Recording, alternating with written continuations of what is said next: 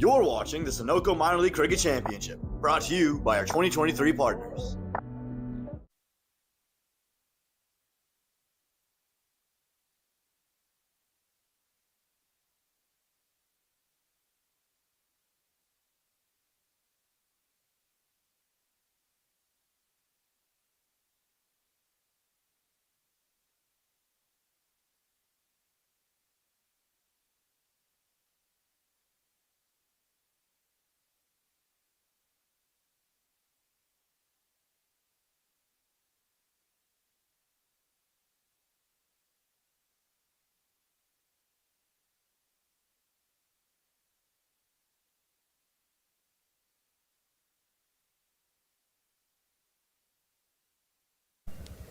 So top of the table clash here in the last weekend of the minor league regular season Central Division. The Dallas Xforia Giants and the Dallas Mustangs here with the captains Harmeet Singh with Xforia Giants, Hamad Azam with the Dallas Mustangs, third umpire Vishnu Pillai. The home team will be Mustangs are the home team. So Harmeet, you'll be calling. Tails is the call. Umpire? It's tails. It is a tails. Harmeet, you've won the toss. What are you going to do? We'll bowl first today. Yeah. Tell me why. It's a fresh pitch. Looks like it holds a little bit of moisture. Might get better to bat. So, yeah. And also a small boundary like one side. So chasing gets a little easier if you calculate well. Now, you're the second team in the division, but by 1 point. So essentially, this division will be decided by the games today and tomorrow. So what do you need to do to win this division? It's simple. Just win two. So nothing complicated for us. Just win and get qualified. And if we win both, we top the table. No one can come close. So yeah. I think the goal is to win two, and let's see how we end up. Yeah. Fantastic. Best of luck. So Hamad, you are the table toppers. You'll be batting first. I don't know. I think you all bat better chasing. That's just my opinion. What do you think? Obviously, toss does matter, but it's not in our control. And if you want to be a champion in division or in the tournament, so these things happen. So we need to do well, whatever it is. A little bit of a change in the lineups. Corey Anderson's not in. You're standing in as captain, but you also have the top of your lineup again with Andreas Haus back in. So what does that do for your side? We're going to miss Corey, obviously, but he got his issues, some family things, so hopefully he'll be back next week. And yeah, Andreas is back instead of Corey. And as I said, we had a good team, good balanced team. So, it is what it is, and we try to win this game. Fantastic. Best of luck. Thank you. Absolutely. So, the news here from the center is that the Dallas Xforia Giants have won the toss, and they have decided to bowl.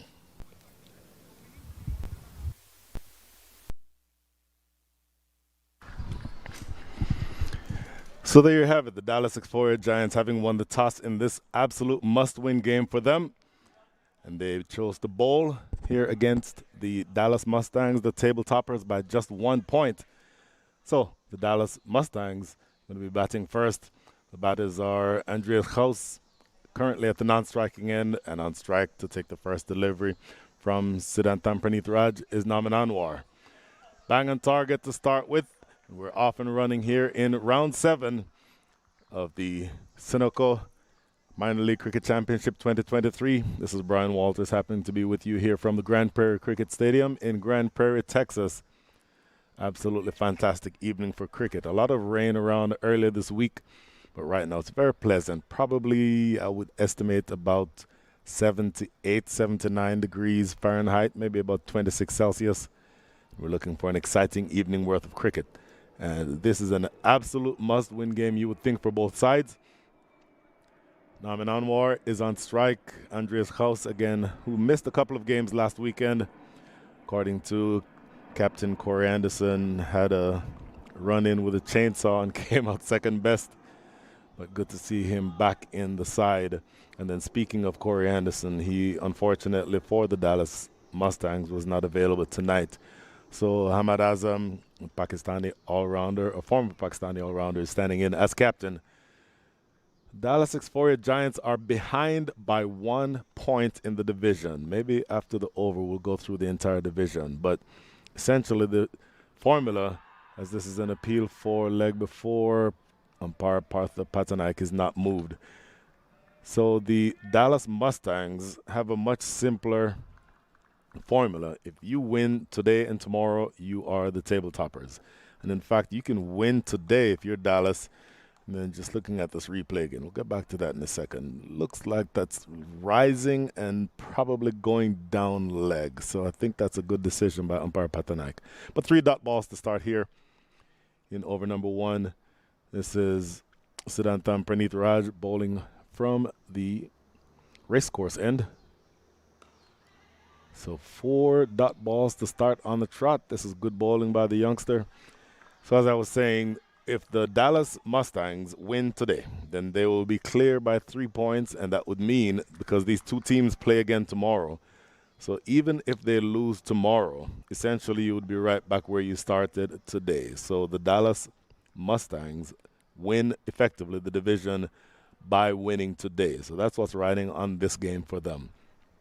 Dallas Xforia Giants, if they win this match, then they will be on top because they're behind by a single point, and each win gets you 2 points. So the Dallas Xforia Giants, if they win this, then they will be the number 1 team, and they would need to again win tomorrow in order to remain on the top. So essentially, long story short, the Dallas Xforia Giants need to win both of these games today and tomorrow. The Dallas Mustangs can get away with just winning one of the two. So that's how it stands at the top of the table. We'll talk more about what that means as we go through this game. In the meantime, a great over on the way here. And this is going to be yes, no, but they take a quick single. So a single up the last ball. A really good over. Excellent over, in fact, by Praneeth Raj. Good bowling and bang on target with every single delivery. That is the end of 1. Off and running here in the Grand Prairie Cricket Stadium. The score is 1 without loss.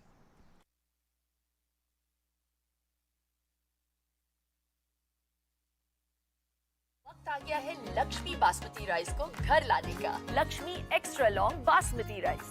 इसका हर दाना हो इतना लंबा, पकते हुए महके और plate पे क्या खूब खिले। हाँ, मेरे घर लाने का।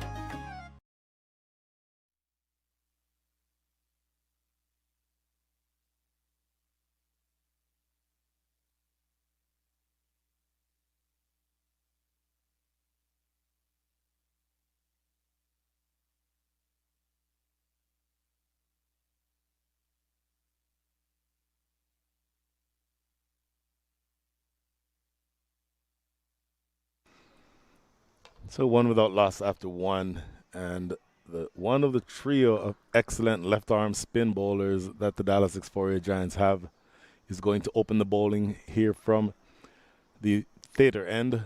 This is going to be Prakash Patil. Left arm around the wicket, spearing it into Naman Anwar, who has faced all the deliveries that have been bowled in this match so far. 2 fielders outside the circle, of course. Only 2 allowed at this stage of the innings. We're inside the power play. The first 6 overs, only 2 fielders allowed outside. There's a long off right here in front of us. This is stroked into the covers, but no run there. So as I was saying, those 2 fielders are at long off. That is Ramiz Raja, about maybe 20 or so yards away from where we are here in the commentary area. And there is a fielder at deep mid-wicket. And we'll talk about deep mid-wicket in just a second. It's an curious position, and I'll tell you why after this delivery. Stroked into the cover is almost an instant replay. So I mentioned it's a curious position because today we're playing on pitch number 2. There are 8 squares or 8 pitches on this gigantic square here in Prairie View, here in Grand Prairie. And we're playing on the second westernmost ground, or second westernmost pitch. I'll tell you what that means in a second. Stroke down the ground. Oh, diving. Did not get there. Excellent effort by Ramiz Raja. That bounced maybe on the half volley. We're a little bit blinded from where we are. That's an excellent effort by Ramiz Raja down on the boundary, but couldn't get to it. So the reason why I'm going on and on. In fact, before I do that, let's look at the replay. Struck down the ground, Namanan War, and they're just landing right in front of Ramiz Raja down that long off. So the reason why I mentioned that is because on the ground that we're on, the pitch that we're playing on right now, the distance to mid-wicket is all of 86 yards. It is a huge hit in that direction.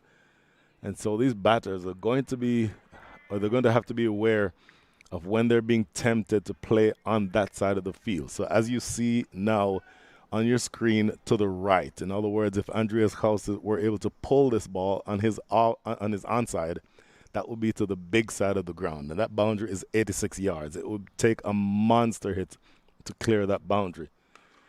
Worked into the leg side, diving attempt by Akhilesh Bodogam, and I think he stops 3 runs there. The outfield is very fast.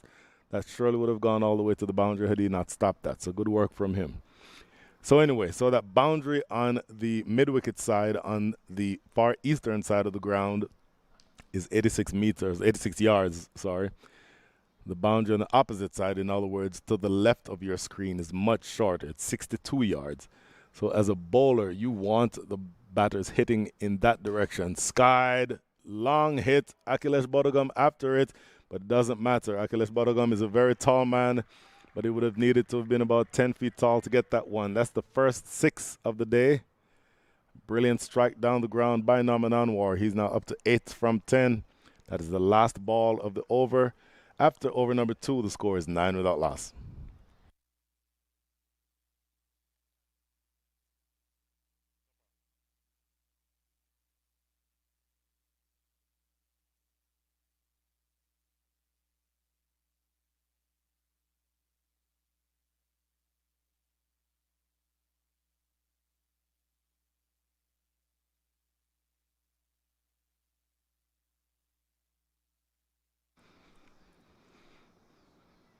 So pretty clean strike down the ground that time by Norman Anwar. 8 from 10 for him with that 1-6. Andreas House has only faced 2 deliveries, so scored 1 from those 2. And the Dallas Mustangs, having been put into bat, are 9 without loss. Oh, good delivery, lifting delivery, in fact. It is bowled by Siddhantam Praneeth Raj. This is his second over. First over only going for 1 run. Started out really accurately. And looks like he's continuing in exactly the same way. That ball rearing up at Andreas House. Now he's going to have to be mindful because, again, he was injured last weekend, received a cut to his finger that required stitches. So he'll be extra careful about anything bouncing awkwardly towards his hands. Thick edge, and that flies away over the top of the keeper. Fortuitous boundary by Andreas House, but he'll take them nonetheless. So he goes up to 5. Definitely looking to play that square through the offside. Looking to cut that probably behind point, but extra bounce, and it flies off of the thick edge directly over Smith Patel's head behind the stumps. This will give us a good look here. Gave him width, looking to play through the offside. Absolutely looking to play that square, and that thick edge flies over the top of Smith Patel for his first boundary, Andreas House. Next delivery, whipped away behind square for 4. That's a more confident, authoritative shot. That time, Praneeth Raj getting that ball just a little too straight. Andreas House up on his toes and whipping it away. Fine leg inside the circle. That's Akhilesh Bodogam. And once it beat him, it was probably 3 or 4 yards to his left, but once that beat him, nothing would stop that from going to the boundary. Absolutely slanting in. You see on that replay, that ball was slanting in toward the pads. And if you're getting that kind of movement, then you probably want to start that ball much more outside the line of off stump. So consecutive 4s here by Andreas House. In fact, he now takes the lead in this partnership up to 9. And that's played into the short mid-wicket area for no run. Good comeback delivery. That needs to be the line that Praneeth Raj bowls, needing to be more outside the line of off and then has that ball coming back in. Essentially, you want the ball ending up on off stump, and that's exactly where that one was. So that's a much better line. If you start it too straight, then it goes down the leg side, which is what that second boundary did. Just 2 balls remaining in the over now. A change in the field as deep third comes inside the ropes. And deep mid-wicket, Ramiz Raja goes out on the boundary. And in fact, there's also fielded down at long on. So wanting I think he's bowling a straighter line here. Oh, that's an edge. I think an inside edge onto the pad, and it's going to run away for 4. Certainly came off the pad, but no indication by umpire Partha Patanaik. So that means that did also come off the inside edge. So an expensive over on the way. The first over that was bowled by Praneeth Raj only went for 1, but he's working on a lot more than that right now. And you see on that replay, Andreas Gauss just playing intentionally on the leg side. Maybe getting it just a touch too fine, but it comes off of the pad and runs away down the hill for 4. So 12 from the over. This is the last ball.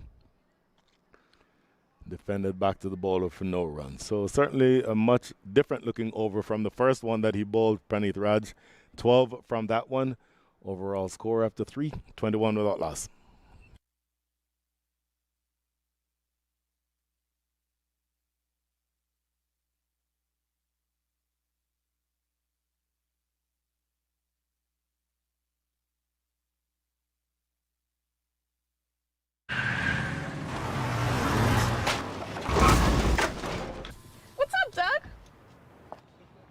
What got into you? At Sunoco, we know how to fuel peak performance. Fuel your best. Has the ball in hand, and he's now making a change. Just took 1 over for him to take a look at what Prakash Patil did to decide that he needed to make a change. Wasn't necessarily a bad over. The 6 was hit off of the last ball of the over, that second over of the innings. But overall, it was a decent over. But Harmeet Singh obviously seeing something that he didn't like and then making that change. Bowling essentially to the same field that Prakash Patil was bowling to. And again, I mentioned that fielder who is deep at mid-wicket, and eventually you're going to expect that Harmeet will tempt the batters to hit in that direction because, again, that's the big boundary. That is the 86-yard boundary. The absolute monster hit that would need to be played to clear that. Looking to sweep this away down the leg side. Missing out on the sweep. Should be, there you see a leg by signal by umpire Samir Bandekar.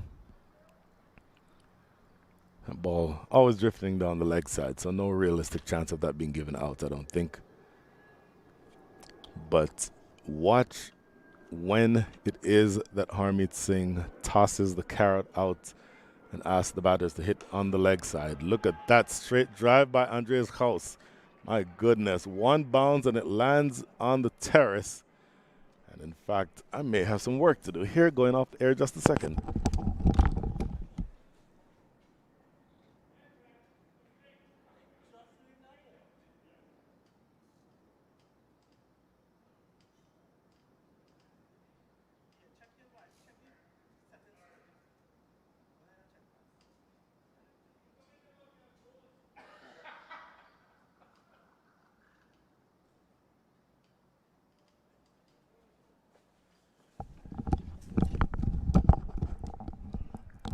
I was not expecting to have to field a ball here this evening, but that big 6 made me change my mind.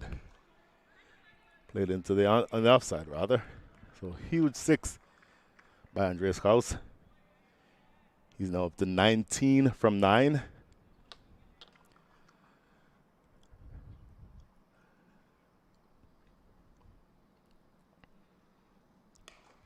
Short cutaway for 4. So runs are starting to flow. Interestingly, we have an issue with the lights. They've flickered a couple of times now. Remains to be seen whether or not that will happen again.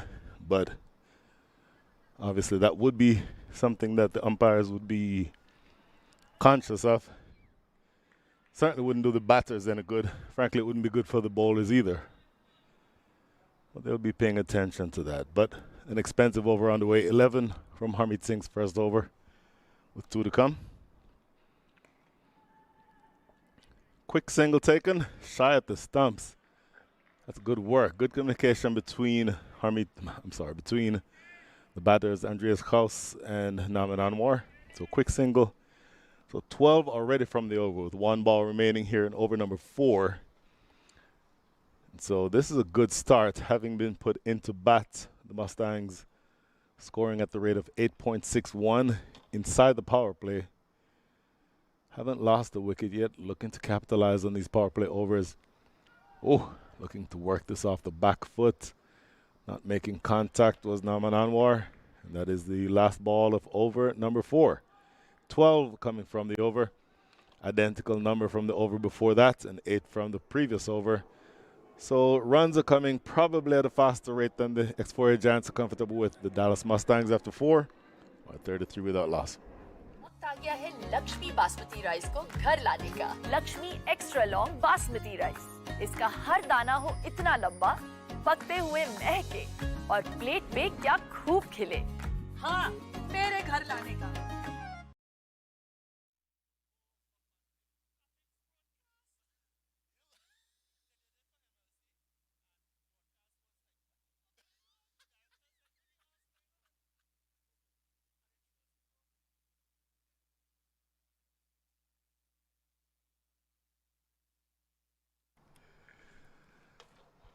So, 4 overs up, 33 without loss.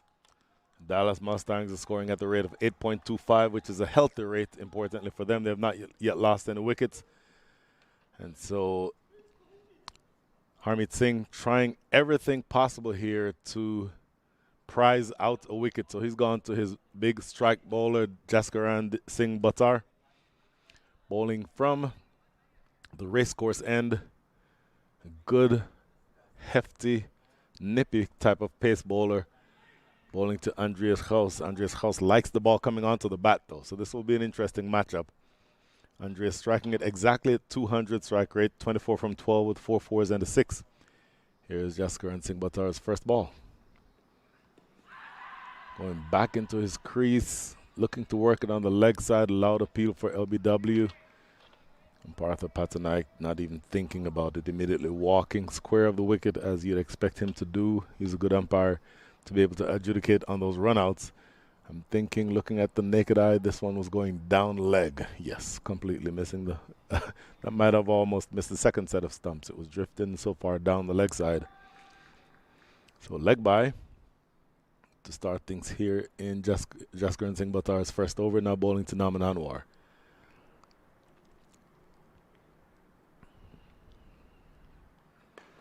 Driven into the offside. That is Akhilesh Bodogam standing in the covers.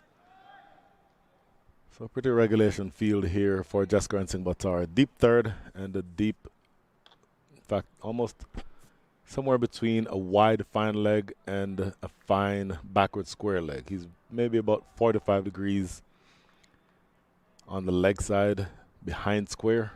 So those are the two outside. So you're expecting sort of a short of length attack and a line somewhere on off stump. Not unexpected for the big fast bowler. Goes for the Yorker here, though. That's a good looking delivery. Well played, too. Bang on target with that delivery. Full and straight, tailing in toward leg stump. And Naman Anwar does well to keep that one out from disturbing the furniture. Naman Anwar 8 from 13. Andreas Gauss 24 from the same 13. So he's striking it, Andreas Gauss, at 3 times the rate of Naman Anwar. And in fact, after this delivery, we'll look at what each of these batters has done so far in the season. They're among the leaders in runs for their side, both of them. Driven into the offside. Good athletic diving stop. Not a clean stop. They'll run through for a single, but that certainly saved 3 runs. That was struck with some power toward extra cover, and that's a good diving stop by the fielder at extra cover, preventing that from going away for runs. So looking at the batting stats for the Dallas Mustangs, the leader in almost every category is Corey Anderson. In fact, Corey Anderson leads the league in runs with 376. He's not playing tonight, but the numbers 2 and 3 are right here at the wicket. Andreas Gauss, 249 on the season. Naman Anwar, 156 on the season. Good delivery. Wanted a single there, but not going to get it. So, Andreas Gauss, 249 runs with 22 fours, 10 sixes. He scored 3 50s. And an average of 41.5, strike rate a healthy one, 131.75.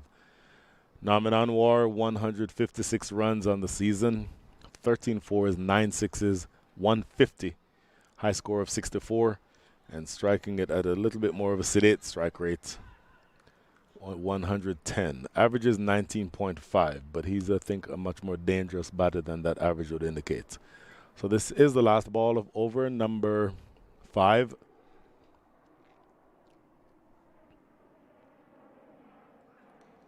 Down the leg side, worked to deep backward square leg. That's just a single. And that is the end of over number 5. Scoring at the rate now of 7.2 runs and over. The Dallas Mustangs are 36 without loss. Took that last corner pretty quick. Sir, I need one hand on the roof, one hand on the pump. Timeout for Sunoco Go Rewards. Keep pumping. With new Sunoco Go Rewards, when you fuel, you save, because rewards come first.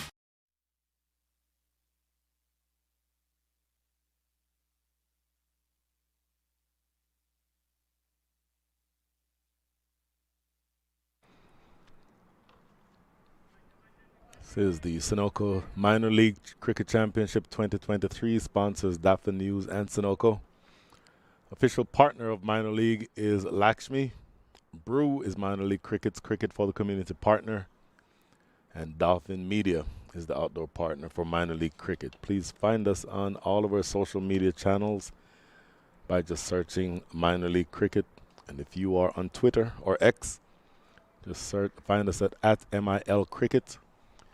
We will do our best to be able to interact with you. And in fact, I'm by myself this evening, so if you have something to say that will help me do everything but talk to myself, that would be absolutely wonderful. Find either me or Minor League Cricket at MIL Cricket on Twitter, and let's have a conversation. In the meantime, going back now to the left-arm spinner, Prasad Patil, who's bowled 1 over, conceded 8 runs. Harmeet Singh going back to him, now bowling 2. Andreas House playing it into the covers for no run. So the field settings have to be spot on. This is the last over of the power play. Of course, after this over, then you can have, as the fielding side, as many as 5 outside of the circle. As of now, you're still restricted to 2. Short working it back to the bowler. Good 2 balls to start his second over here, Prakash Patil.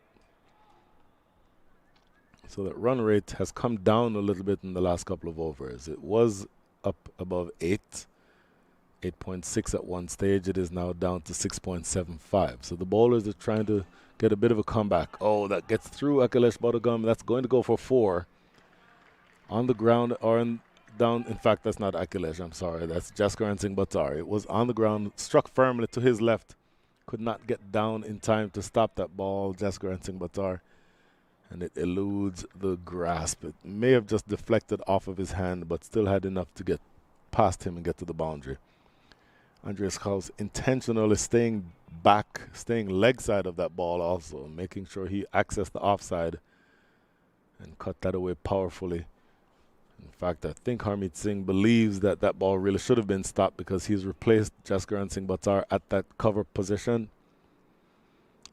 Jaskaran now at short third. Short worked into the leg side. So 3 of the 4 deliveries have been dot balls. That one has resulted in a boundary.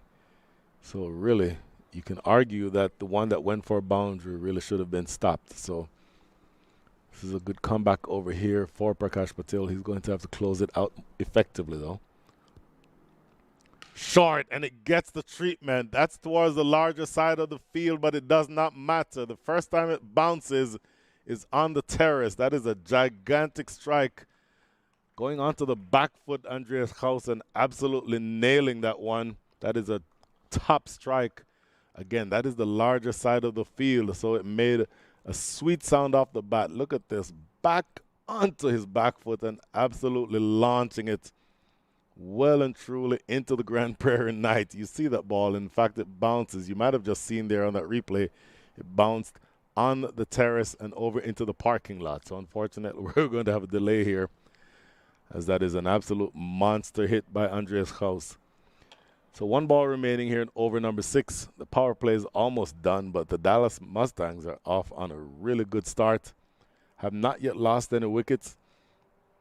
And they are absolutely on the way to what they believe, I think, is going to be a challenging total. Now look at this. Just again, square of the wicket is 86 meters or 86 yards. Where that ball went to deep mid wicket is actually 80 yards. So it was a monster strike. So looking at this, pulls it down, gets the treatment. Look where that ball lands. Bearing in mind the boundary is 80 yards. So that bounces, that would have cleared the boundary by probably 15 yards. So easily that's a 95-yard hit by Andreas Haus.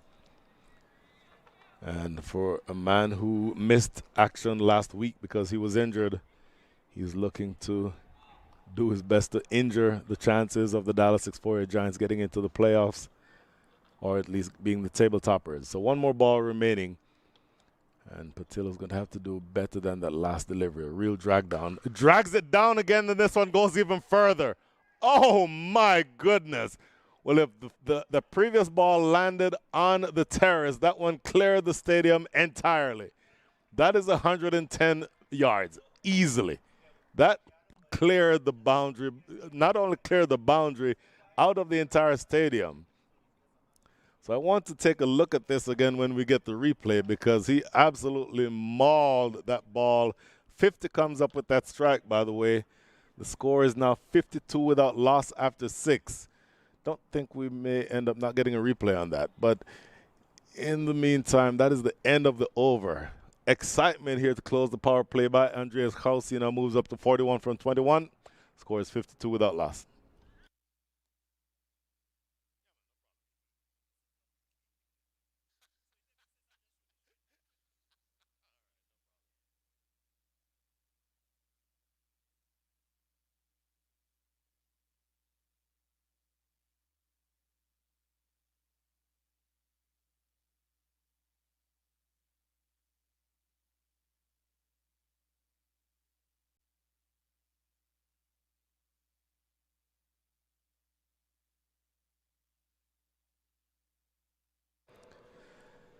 So the 50 comes up with that absolute monster strike by Andreas Haus.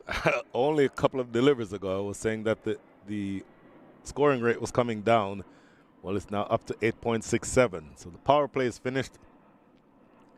52 on the board. So you can be a lot more defensive now with your field settings if you're the Dallas Xforia Giants. And the decision, at least right now, is not working out the way that Harmeet Singh wanted when he chose to bowl first. Would have been looking to put the openers in and get stuck in, maybe knock over 2 or 3 of them. But Andreas Haus and Nauman Anwar are dictating things. Really more so Andreas Haus than Nauman Anwar. Andreas up to 41 from 21. Nauman Anwar still 9 from 15. And being probably a little bit more cautious of the two. Now 9 from 16. So his strike rate is down under 60. Andreas Haus' strike rate up 195. 41 from 21 with 5 fours and 3 sixes, and that last one probably should have counted for 8. It was absolutely a monster hit. So Jaskaran Singh Buttar into his second over. Typically opens the bowling. Did not open the bowling today, but now is going to be asked to bring things back.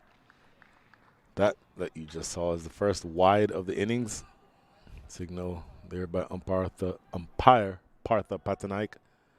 Smith Patel with the gloves on, the former U19 India player. In fact, his teammate on that team is now his captain, Harmeet Singh.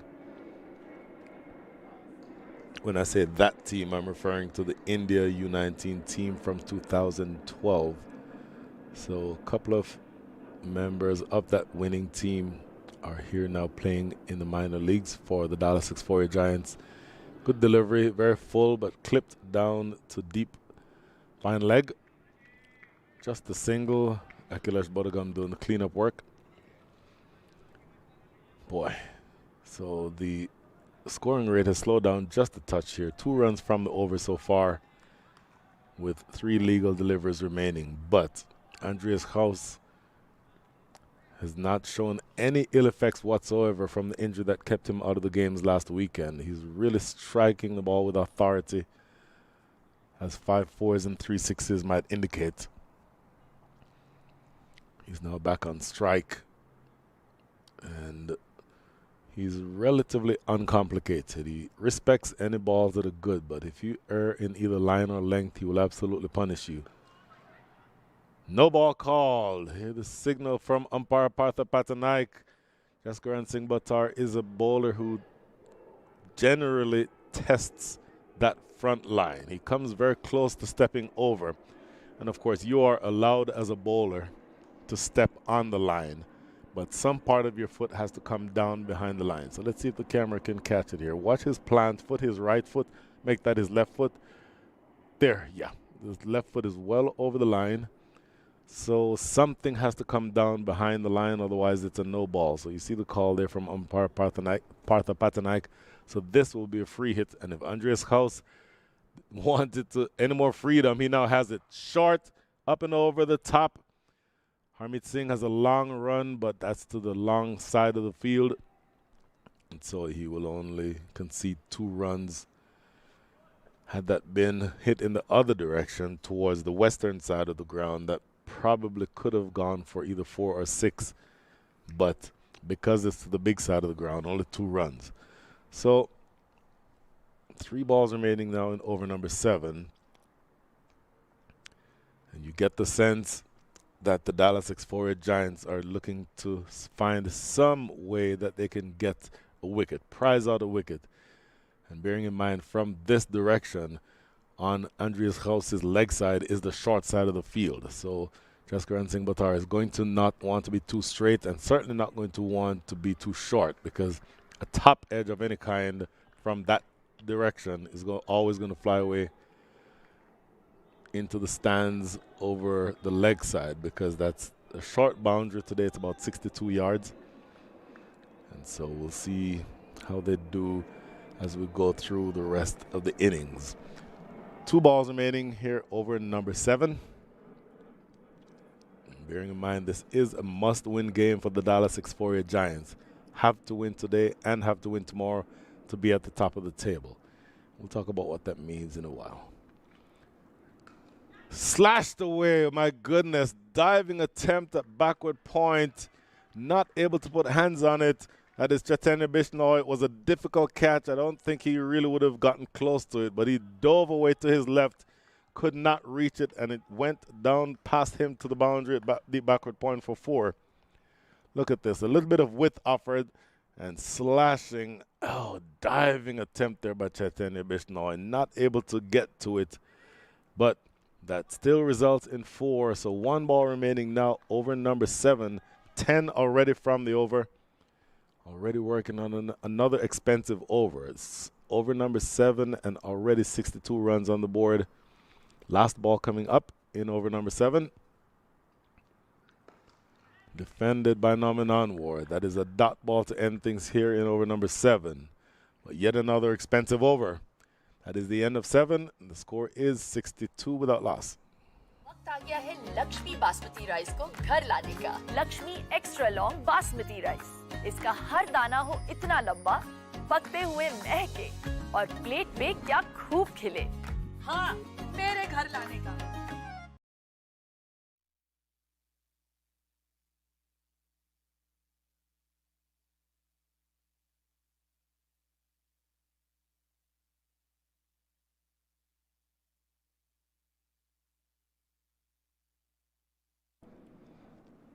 So 62 without loss. Andreas Haus setting the Grand Prairie Cricket Stadium alight. 44 from 24 with 5 4s and 3 6s. Norman Anwar 14 from 19, much more sedate. Maybe slightly fortuitous boundary. The second to last ball of that last over that went past the diving Chaitanya Bishnoi down to the boundary at deep backward point for 4. But still no wickets, So this game is being shortened in this opening pair. The deeper they take it, then the more the batters who come afterward can bat with freedom. Harmeet Singh bowling now to Andreas Gauss, and this ball is knocked down the ground for a single. Andreas Gauss now approaching 50, 45 from 25 with those 5 fours and 3 sixes. And my goodness, after having been missing in action due to his injury last weekend, he's really making up for things here. Absolutely mauling the bowling attack so far.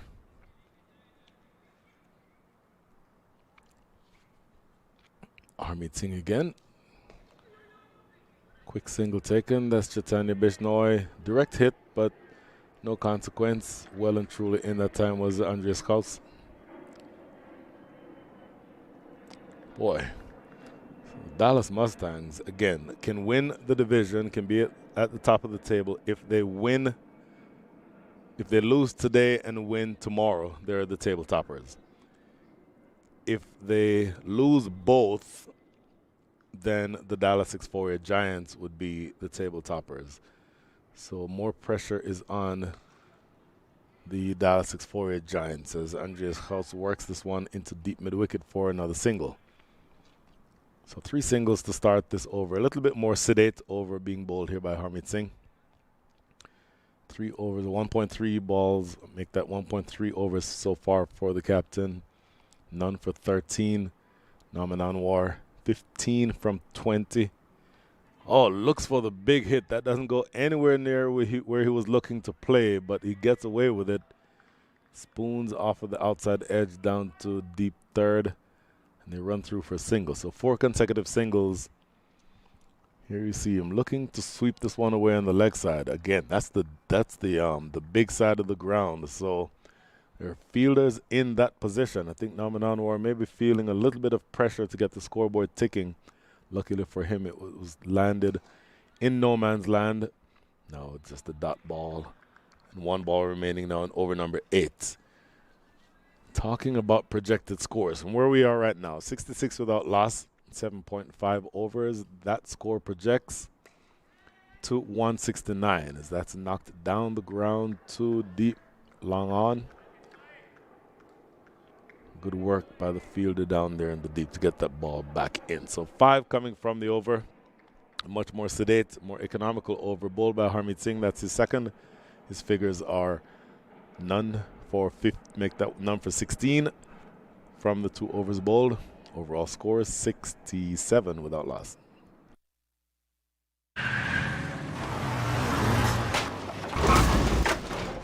What's up, Doug? What got into you? At Sunoco, we know how to fuel peak performance. Fuel your best.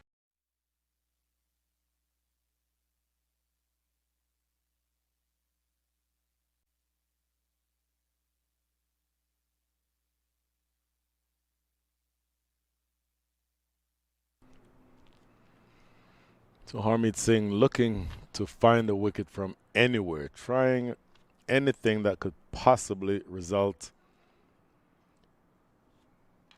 in a wicket, breaking this opening partnership. He's now gone to the youngster Udaybir Singh Walia, bowling from the racecourse end.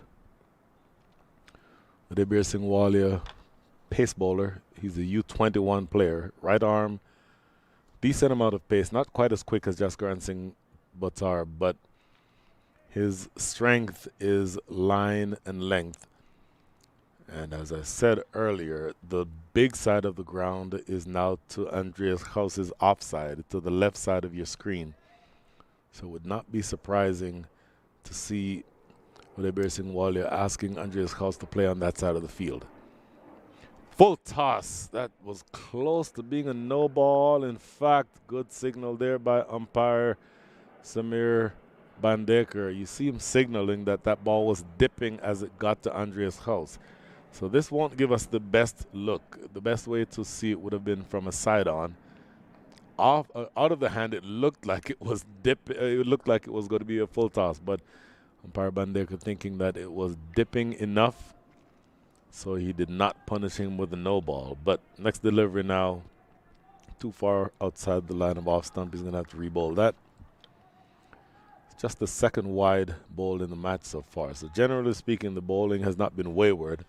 Just 2 wides and 1 no ball going from my unofficial count. But you're going to have to do something here if you're the Dallas Xforia Giants to break the partnership. Interestingly, that wicketkeeper Smith Patel is keeping up to the stumps for the pace bowler, wanting to make sure that the batters don't get happy feet. So we're already into the 9th over. No wickets have fallen. The score is 69. The scoring rate is 8.28. So you can expect that as we go deeper into this innings, these batters are going to start becoming more and more enterprising. Full toss, thick outside edge, but it will run away for 4. Full and outside off, looking to drive that through the offside. Norman Anwar has been a bit fortuitous. A couple of boundaries that he struck have not gone anywhere near where he intended. But this is definitely, you'll take the runs as they come. There you see him definitely playing that through extra cover. A thick outside edge, and Akhilesh Bodagam inside the circle at short third. So no chance of him getting that one. And another boundary to Norman Anwar. He's now up to 16 from 21. In fact, 2 4s and a 6 for him. And defended in front of the stumps for no run. This is a really good start. You cannot ask for better from the Dallas Mustangs after having been inserted into bat, because you would have to think when you made that decision, Harmeet Singh, that you'd want to be taking quick wickets. Again, you have to win this game. And as of right now, they definitely seem to be on the back foot. Slashing away again over the top. It's going to be 4 more.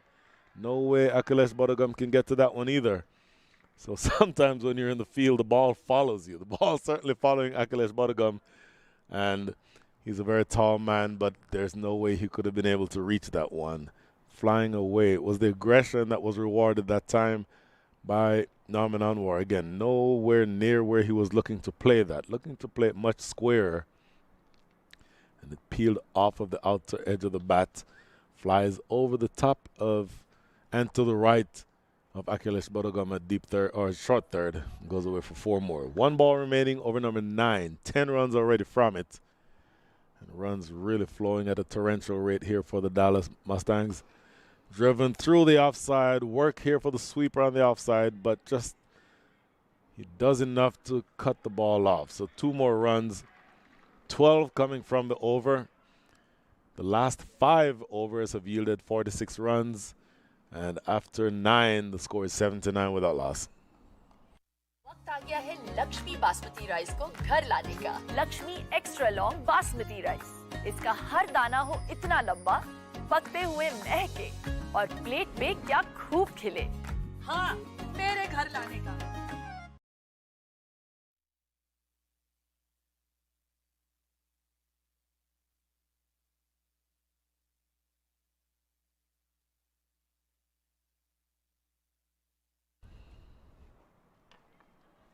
Well, it is the third of the trio of left-arm spinners who's now into the attack.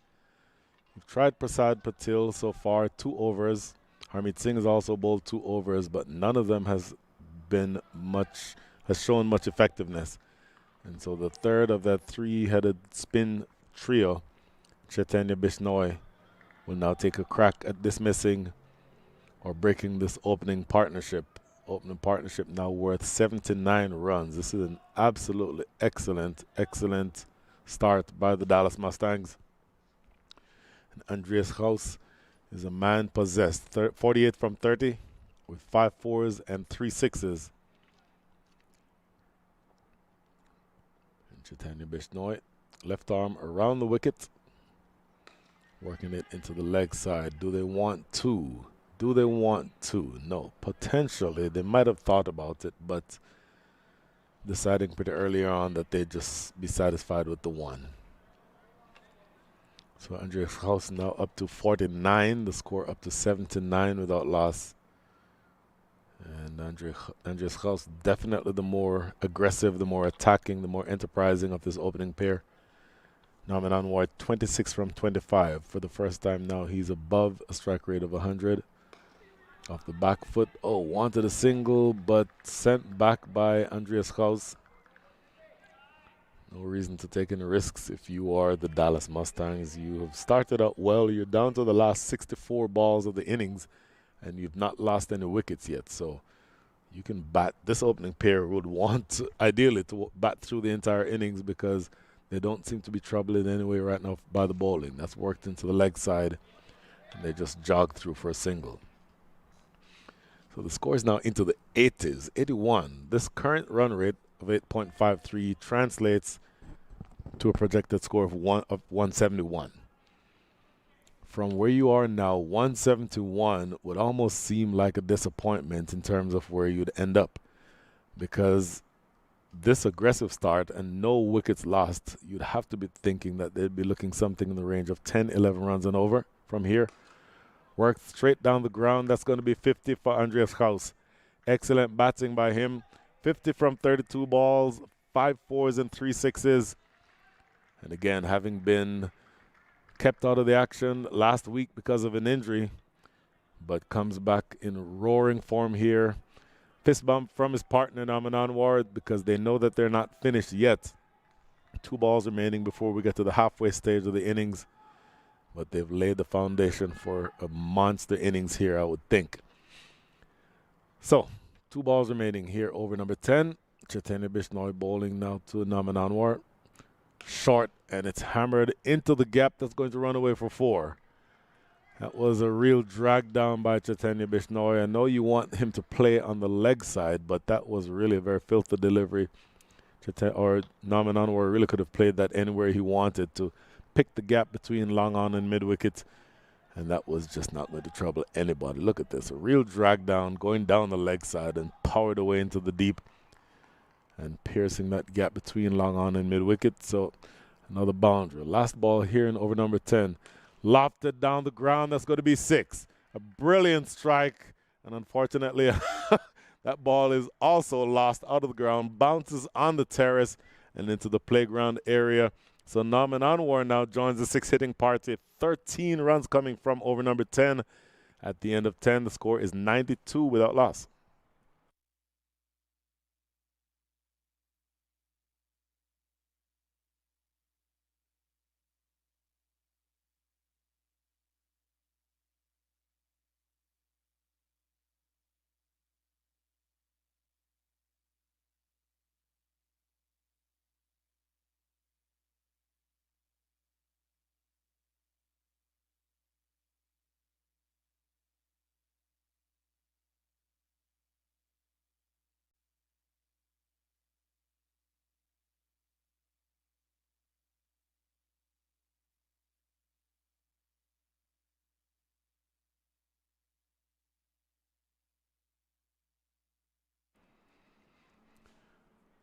Well, the Dallas Xforia Giants, one gets the sense, is in some trouble here because this opening pair, Norman Anwar and Andreas Gauss, have gone through the gears.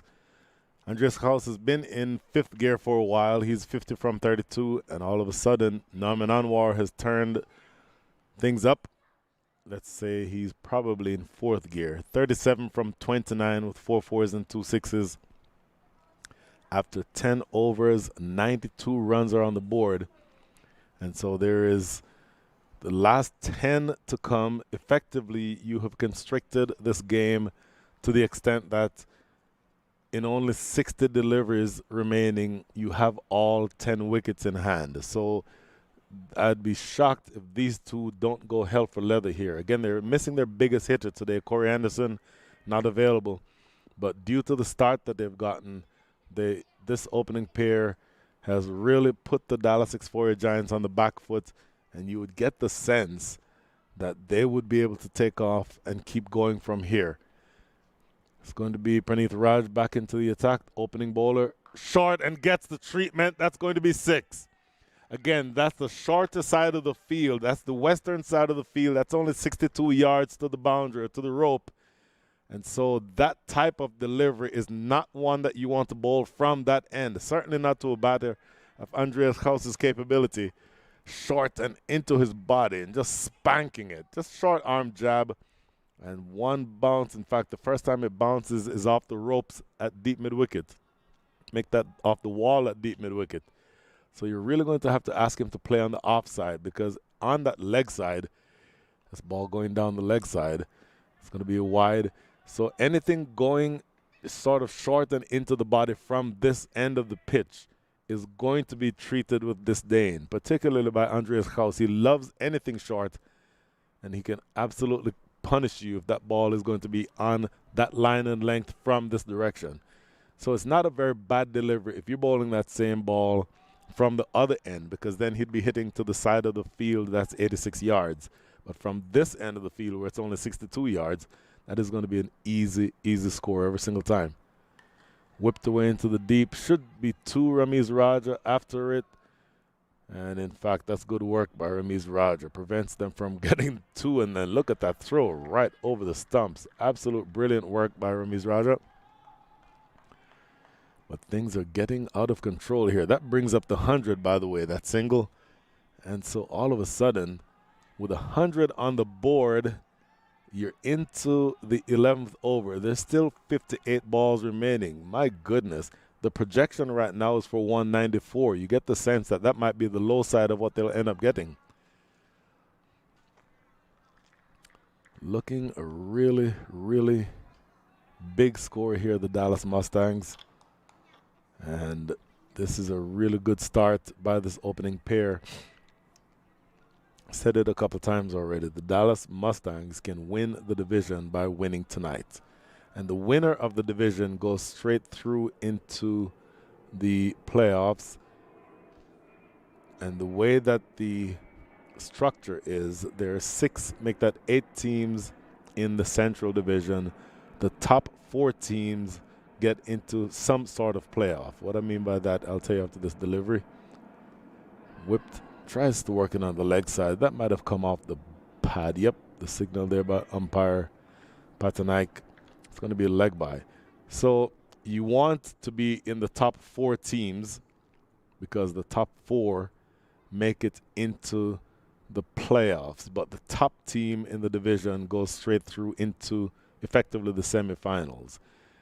The remainders, meaning 2, 3, and 4, get thrown into a bunch of all the other players, the other top 3 from the other 3 divisions, to play for sort of a round-robin playoff format.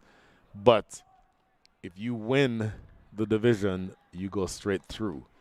So there's a huge advantage to being the team that accomplishes that feat. So huge leg up from here if you are going to be the winner of this division. And again, the winner of this division, one thinks, would be playing tonight, because if the Dallas Mustangs win this, they win the entire division.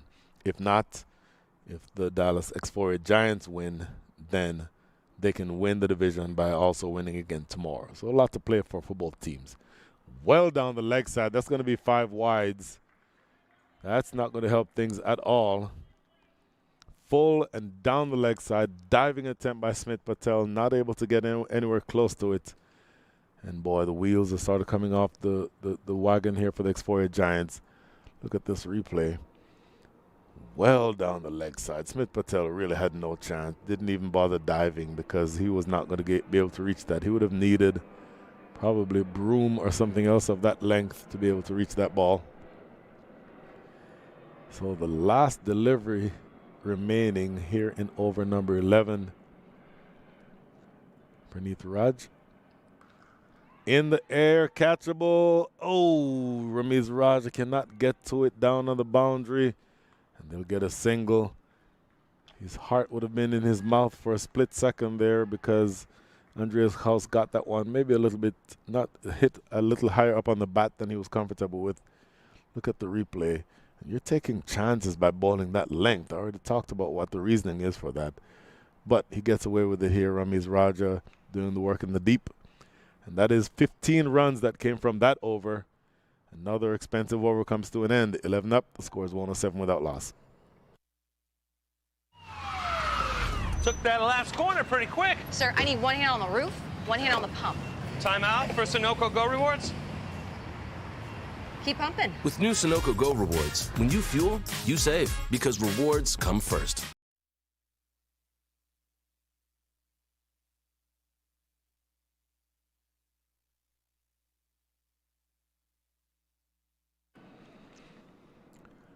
Chaitanya Bishnoi to continue bowling from the theater end.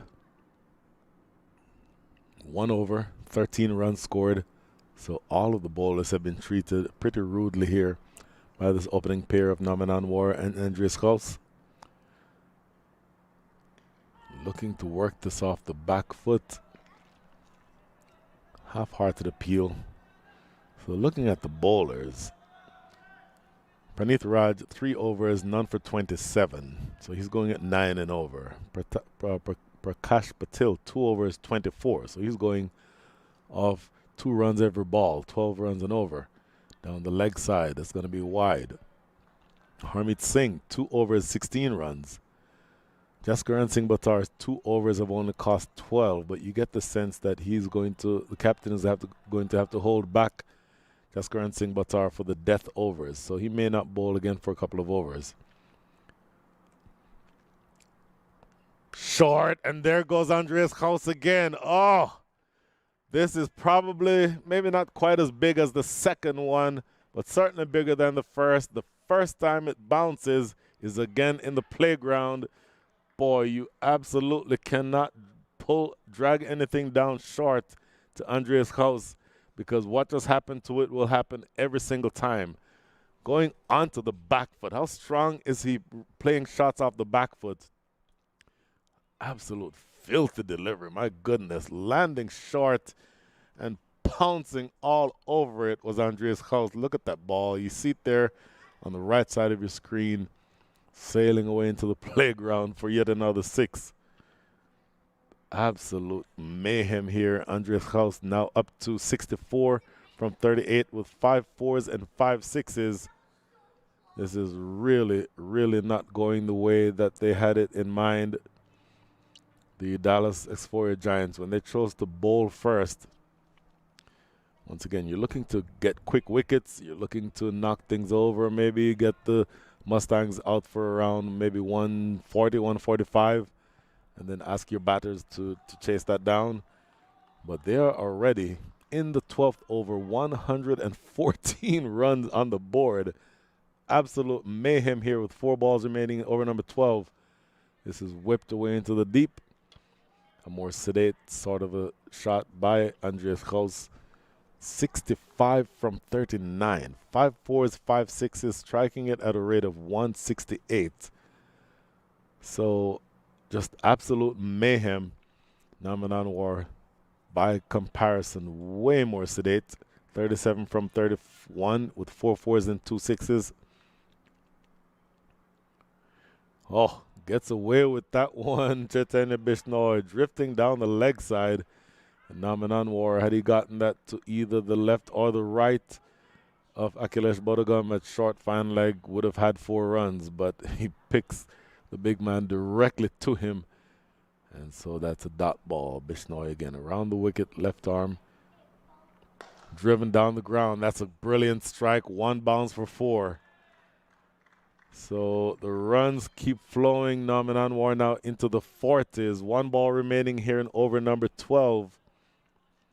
Naman Anwar 41 from 33. 5 4s, 2 6s. Chaitanya Bishnoi into his 3rd over. Or make that his 2nd over. 1 ball remaining. He's already conceded 25 runs. And this really is not going the way that the Xforia Giants were looking for. Very full. In fact, a low full toss and just bunted down the ground for a single. 13 runs coming from that over. Multiple overs where there's been double figures in runs scored. Score after 12 is 120 without loss.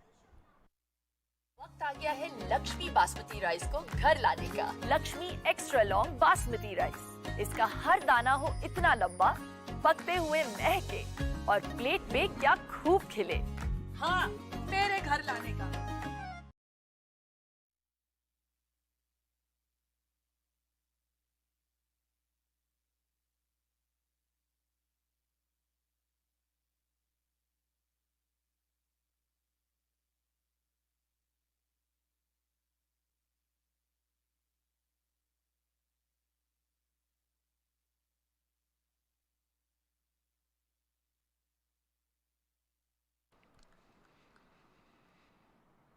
Doing whatever they can to get a wicket here, the Dallas Xforia Giants. They've gone back to Idebir Singh Walia, bowling to Naman Anwar. And interestingly, think reading Naman Anwar's body language, I'll say that after this delivery, smashes it down the ground for a single. In reading his body language right before this over started, motioning to his teammates in the dugout, I think he was asking, what's my score? How much do I have? So probably thinking of how many more runs he needs to get to his 50. So he's now up to 43 from 35, 5 fours and 2 sixes. Andreas House 65 from 39. He's now on strike. Whipped away down to Jaskaran Singh Buttar at long on. So 2 singles here to start over number 13. We're down to our last 46 deliveries in this innings. Still no wickets. So, boy, you expect that they will be coming with all guns blazing the rest of the way. I would have to think. Scoring at the rate of 9.89 and over. That projects to 198. So one would have to think that 200 would almost be the minimum that they'd be looking for from here. 10 runs and over is this effectively what they're scoring at right now. So it wouldn't take a whole lot as you get closer toward the end of the innings for that run rate to go higher. Oh, there's the first delivery. Playing all around it. Naman Anwar looking to play that to mid-wicket. Probably should have been playing more in the V and ends up losing his leg stump. Has to be said, not very much celebration for the Dallas Xforia Giants, but they have to be satisfied to know that they broke this opening partnership. So Naman Anwar did his part, 43 from 36, bowled by Udebir Singh Walia, 5 fours and 2 sixes, and that is the first wicket to fall. We'll see a replay as soon as we can get to it, but Naman Anwar walking off, really looking rather dejected. I don't think he has anything to hang his head about because he did his part. In fact, that's not the wicket delivery. That was the run-up, the aborted run-up. And the next delivery that will be coming up should be the replay. But either way, once we see the replay, we'll look at the leg stump being knocked out of the ground. Big picture, though. Sujit Gowda is now the new batter coming in to join Andreas House at the wicket. Sujit Gowda batted at number 3. In fact, his jersey number is number 3, and he's batted at number 3. Okay, this should be the replay. Yeah, playing all over it. Very full delivery, and looking to play that through mid-wicket when probably the better choice would have been to play it in the V. But, again, nothing to hang his head about because you certainly got your team off to the flyer that you were looking for, and so you'll take that. Now, Sujit Gowda will be on strike. And after this delivery, we'll look at Sujit Gowda's figures for the season. And in fact, there we have it. So Sujit Gowda for the season, 90 runs. His high score of 51 came in last weekend's action. And even though just 90 runs on the season so far, that to me doesn't emphasize the quality batter that he is.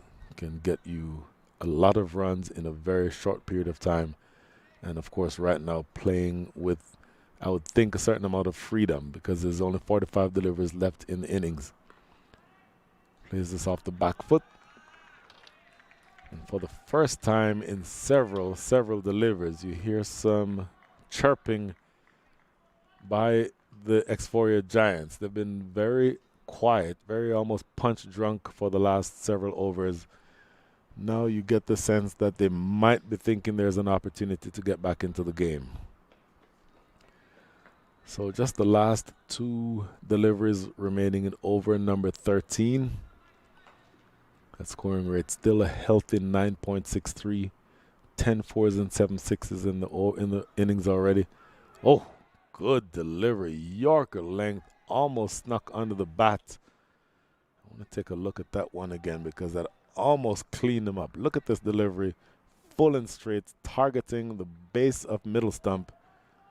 Oh, right there. And in fact, came off the bat onto the foot of Sujit Gowda and then trickling perilously close to off stump. Luckily for him, Sujit Gowda, that didn't go anywhere near the stumps. In fact, didn't go directly toward the stump. So he lives to fight another delivery. Whipped away into the deep. That's going to be 1. Ramiz Raja down there on the boundary. A powerful throwing arm. So Sujit Gowda is off the mark with that single. My goodness, 3 runs from the over and a wicket. Easily, I would estimate, the best over in the innings since the first over where only 1 run was scored. So 13 up, the score is 1, 2, 3 for 1.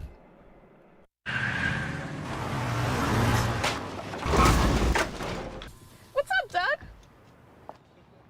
What got into you? At Sunoco, we know how to fuel peak performance. Fuel your best.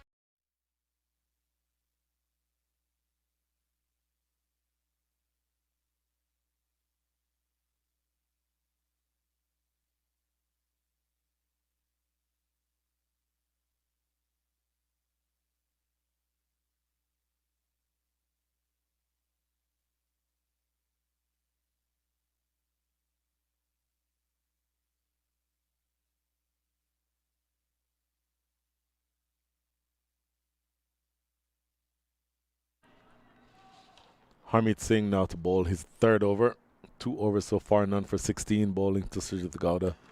Working it off the back foot to deep mid-wicket for a single. So we're down to our last 41 balls in the innings. Sujit Gowda, 2 runs to his name from 4 balls faced. And the man who has been easily the chief destroyer for the Dallas Mustangs, that is Andreas Kraus, 66 from 40. And there he goes, make that 72 from 41. Out of the ground again. Boy, he strikes the ball with such power. Such a clean hitter of the cricket ball. Yet another ball that goes out of the ground. Clean strike straight down the ground.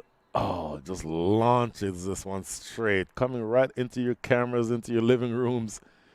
And the first time that this bounces is on the terrace, and then it's over the boundary, meaning out of the stadium. So goes into the 70s now. Andreas Kraus, 41 balls faced, 5 fours and 6 big sixes. Working into the leg side, jogging through for a single. So he is doing anything that he wants out here, Andreas Kraus. If you bowl it too full or drop it too short, he's absolutely murderous.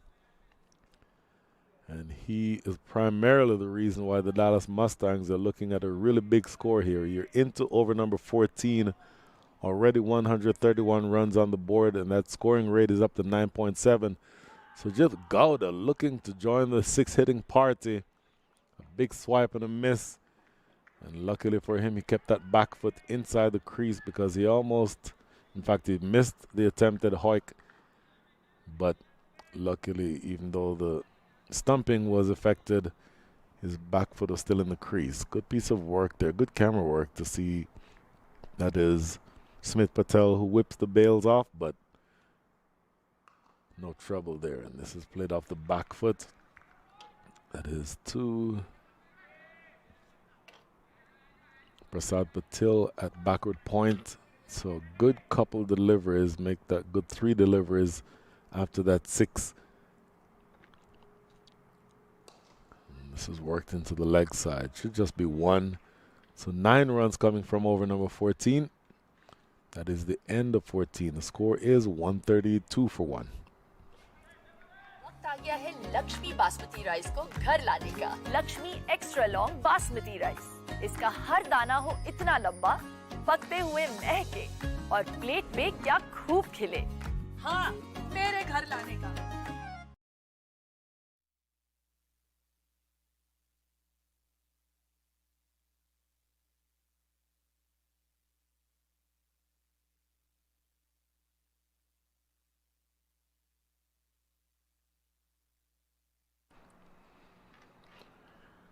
132 for 1. Going back to Udebir Singh Walia.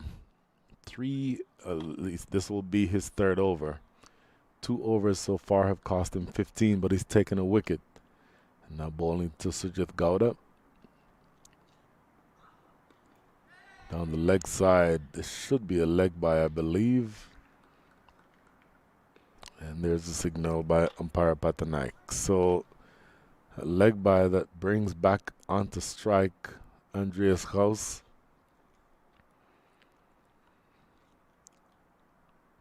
A lot of extras, 13 by my unofficial count, which means that about 9.7% of your runs are coming in extras. You don't want to help the opposition score runs. Working it off the back foot, just a single. Andreas Haus up to 73 from 40. Make that 74 from 43. 5 fours and 6 sixes. His strike rate is 172. Absolute tremendous striking. Sujit Gowda only getting his innings started now. 3 from 8. Facing now up to Udebir Singh Walia. Whips it away. That's going to be 6. Lands in the seats. Once again, this is the short side of the field, so anything hit in that direction has a much shorter distance to travel to be able to get a big score. So that goes away for 6. Sujit Gowda now joining the 6 hitting party.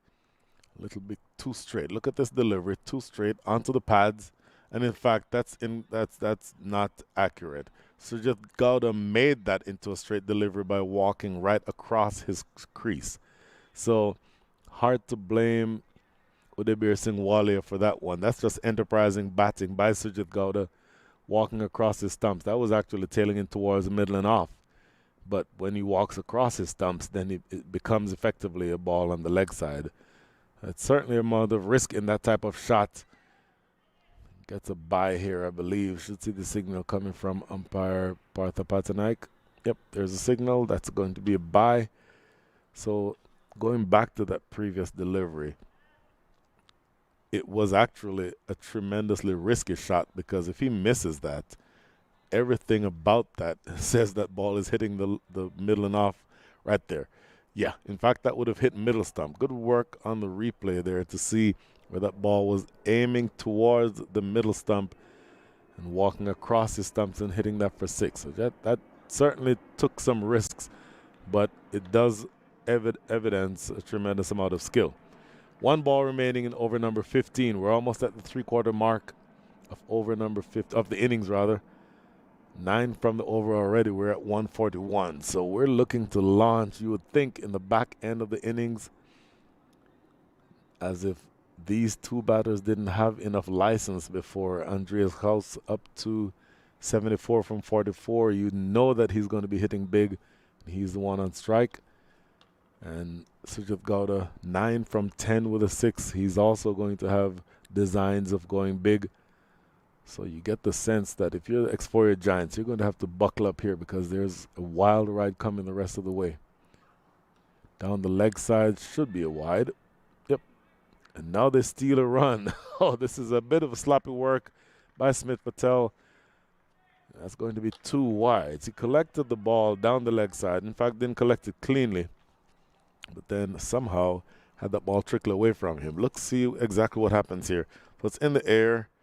And then, he tried to whip it behind his back to aim at the stumps, trying to effect a run out. That didn't go the way he wanted it, and he ends up conceding an extra run. So 1 for the wide, and in fact it's 2 wides, because they ran a single after the ball went down the leg side. So 2 wides. It's now up to 16 extras.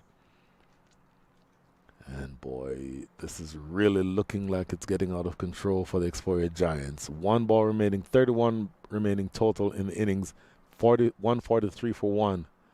Sliced over the top of, oh my goodness, a attempt by Achilles Bodogam, could not reach it. Almost like he jumped a split second too early. Again, he's a very tall man, about 6'5", but he looked almost like he was on the way down as that ball passed over his hand. Sliced away. there. Not quite timing his leap the way that he would have wanted to at short third.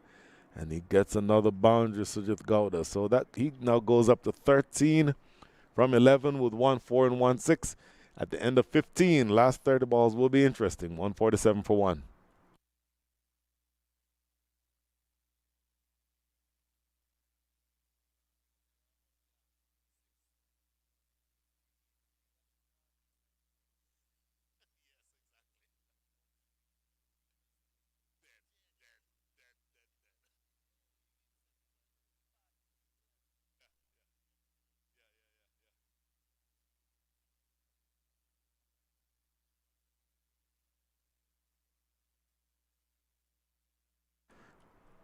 Okay, buckle up because you get the sense that the next 30 deliveries are going to have tons of action one way or the other.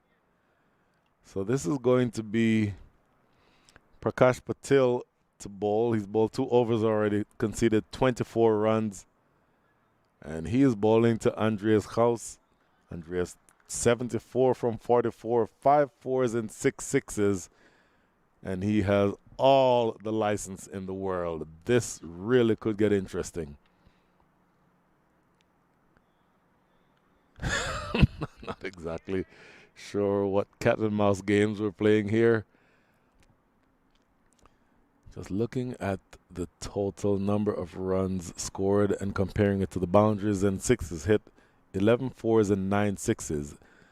So that translates to 66% of the runs scored in the innings already.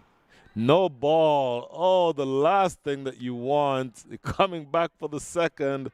The spinner bowls a no ball to Andreas Gauss, and he is going to absolutely look to launch this next one. Really no excuse for a spinner to bowl a no ball. Your run up is only about 2 steps. And cut away into the deep. Good work by the sweeper out there to prevent that from going for 4. But the bigger issue here is that Andreas Gauss now gets to face up to a free hit. And this ball, ladies and gentlemen, is going to have some air miles on it, I would think.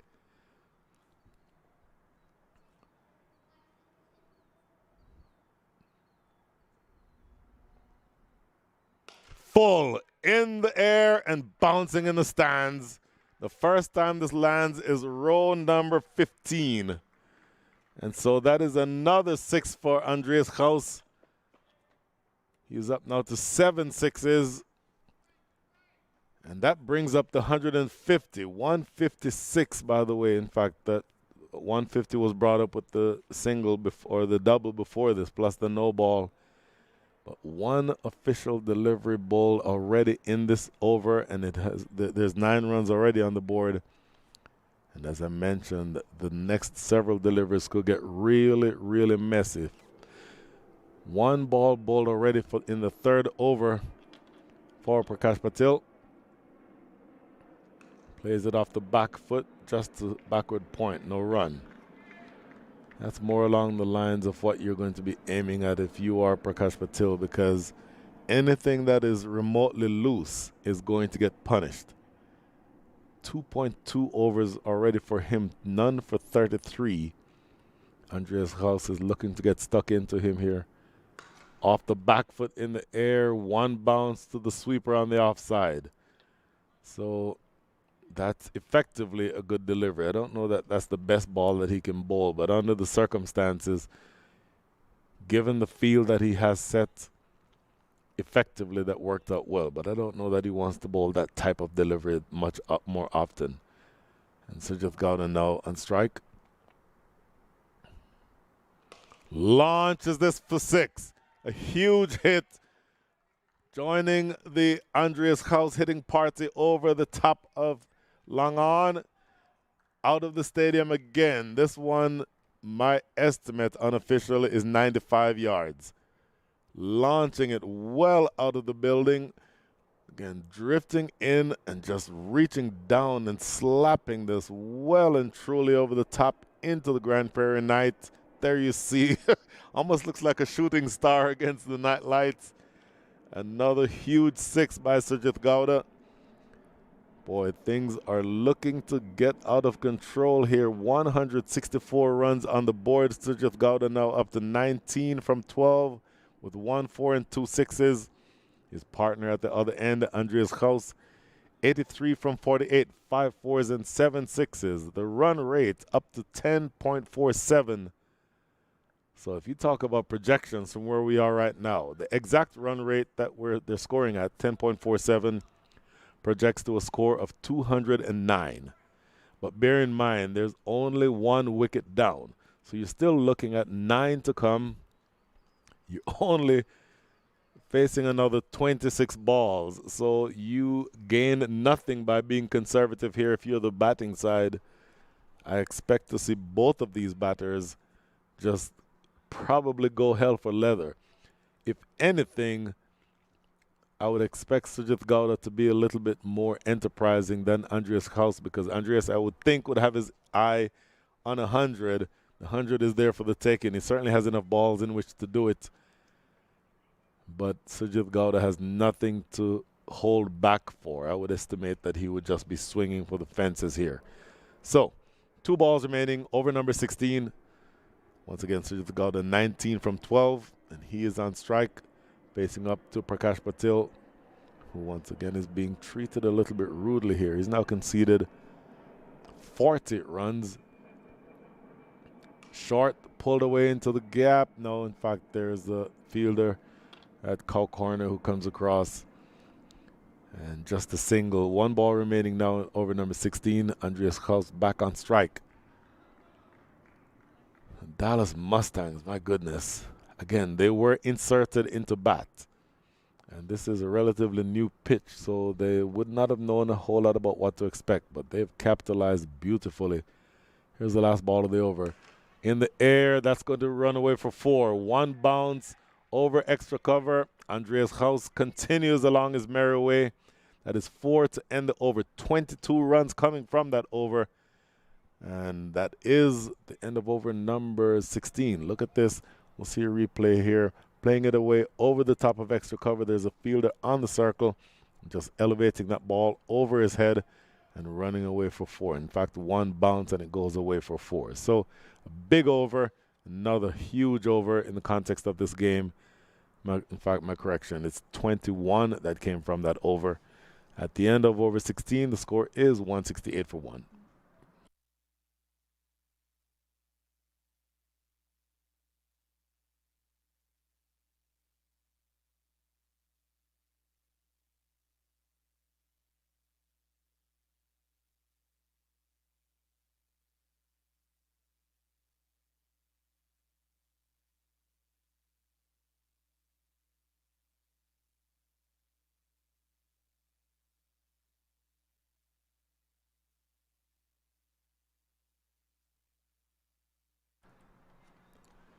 We're down to the last 24 deliveries, and as I suspected, Jaskaran Singh Bhattar would be coming back for the death overs. Not surprising. He's an absolute brilliant bowler at the death. Generally very difficult to score off of, but he's now bowling to 2 batters who, once again, I would think have full license to play any shot that they want. Only 24 balls remaining, 168 runs on the board. Andreas Gauss, 87 from 49, 6 fours and 7 sixes. And the man on strike, Sujit Gowda, 20 from 13 with 1 4 and 2 sixes. So Jaskaran Singh Bhattar has his work cut out for him here. Can't afford to be short and straight because that's to the short side of the field. So he's going to be wanting probably full and outside the line of off stump.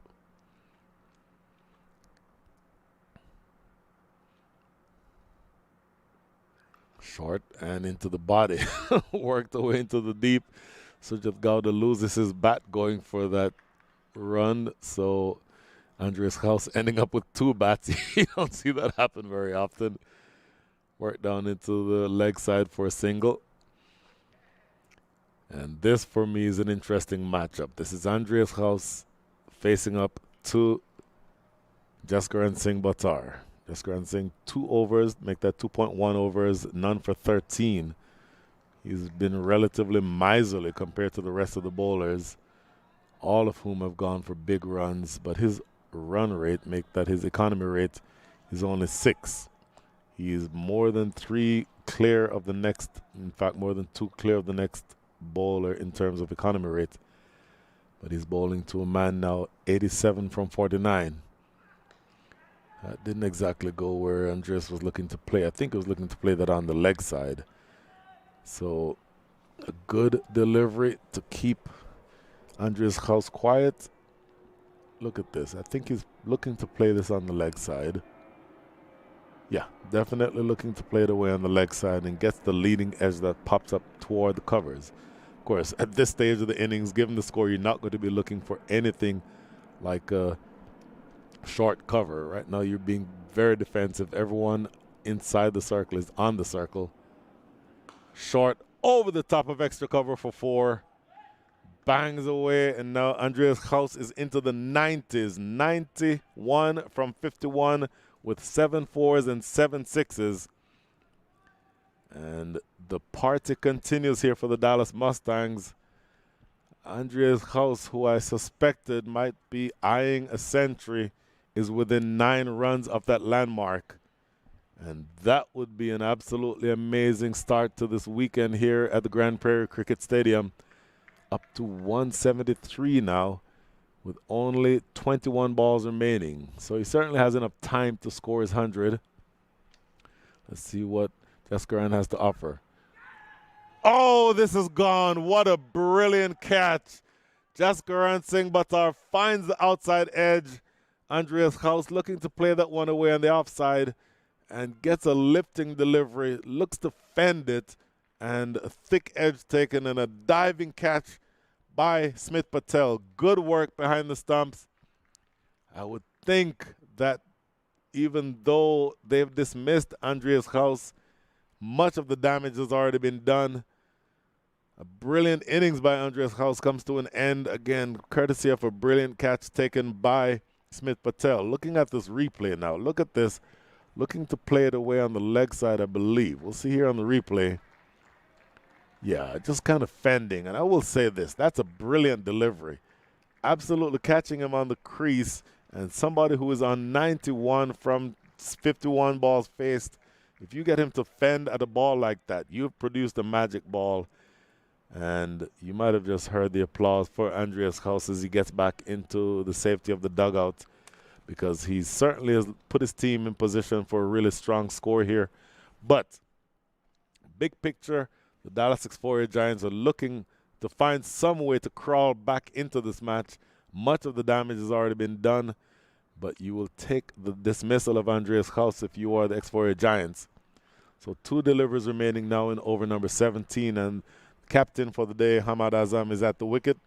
Sujit Gowda now becomes the senior partner, 21 from 14. Hamad Azam generally takes a little bit of time to get started. He doesn't need to take time here because you're only looking at another 20 deliveries. And the captain, I think, is going to be looking to capitalize from the very first delivery.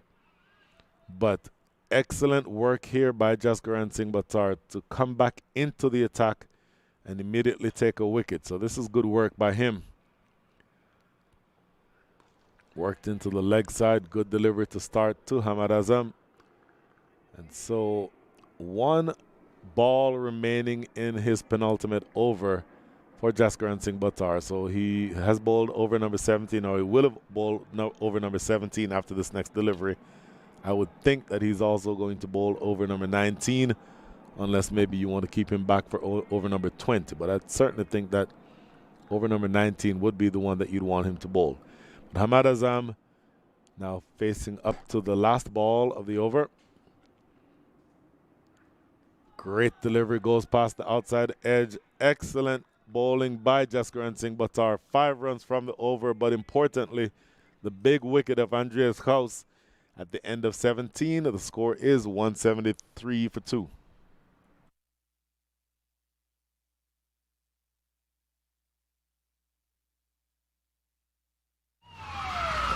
Took that last corner pretty quick. Sir, I need 1 hand on the roof, 1 hand on the pump. Timeout for Sunoco Go Rewards. Keep pumping. With new Sunoco Go Rewards, when you fuel, you save, because rewards come first.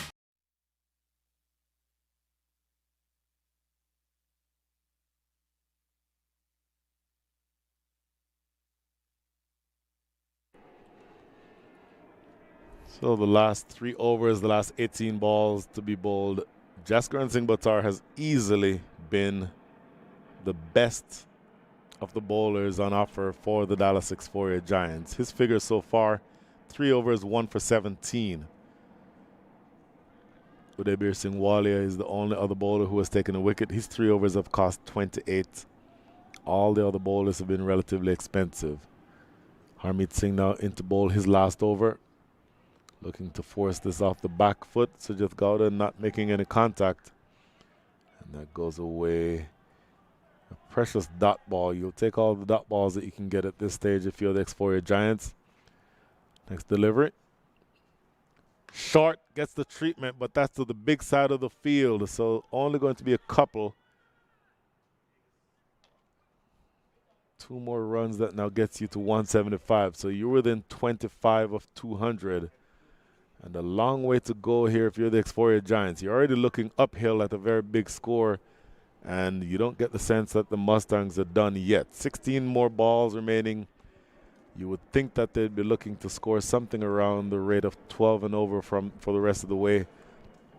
So they have to be eyeing a score around 200 or more. Huge swipe and a miss. And how about make that Sujit Gowda 2 runs already from the over from 3 balls face. So this is good bowling by Harmeet Singh. And this is really, the pendulum has swung back a little bit in the direction of the Xforia Giants for the last several balls. Looking to work this away. That's an under edge that trickles to short fine leg. That is Akhilesh Bodagam with the piece of fielding. 3 runs already now from the over. 2 balls remaining. Akhilesh Bodagam has not bowled today, and I don't see him bowling anytime. In fact, I don't think you'd bring him into bowl either overs 19 or 20. So he will have been on the field for the entirety of the time. Of course, with the right-handers batting, I don't think you want an off-spinner bowling to those 2 big right-handed hitters. So that is likely or unlikely to happen. Pushes this one through, and they'll get a single down to long on. So 1 ball is all you have left in over number 18. Harmeet Singh about to bowl the last ball of his spell. Cost 29 runs so far. Relatively inexpensive. You'll take 8 runs and over from your spinner. But all the other bowlers, with the exception of Jaskaran Singh Buttar, have gone for plenty of runs. So the last ball, hammered into the deep, but there's a fielder there at cow corner. Come back for the second. That's interesting running. I'll tell you what, that's a good decision. And putting the pressure on the fielder who is in the deep, did not get that throw back in time. And so they get 2. And in fact, that does mean that the captain, Hamad Azam, is going to be on strike to start over number 19. So that's the end of 18. The score is 179 for 2. वक्त आ गया है Lakshmi basmati rice को घर लाने का। Lakshmi extra long basmati rice. इसका हर दाना हो इतना लंबा, पकते हुए महके और प्लेट में क्या खूब खिले। हाँ, मेरे घर लाने का।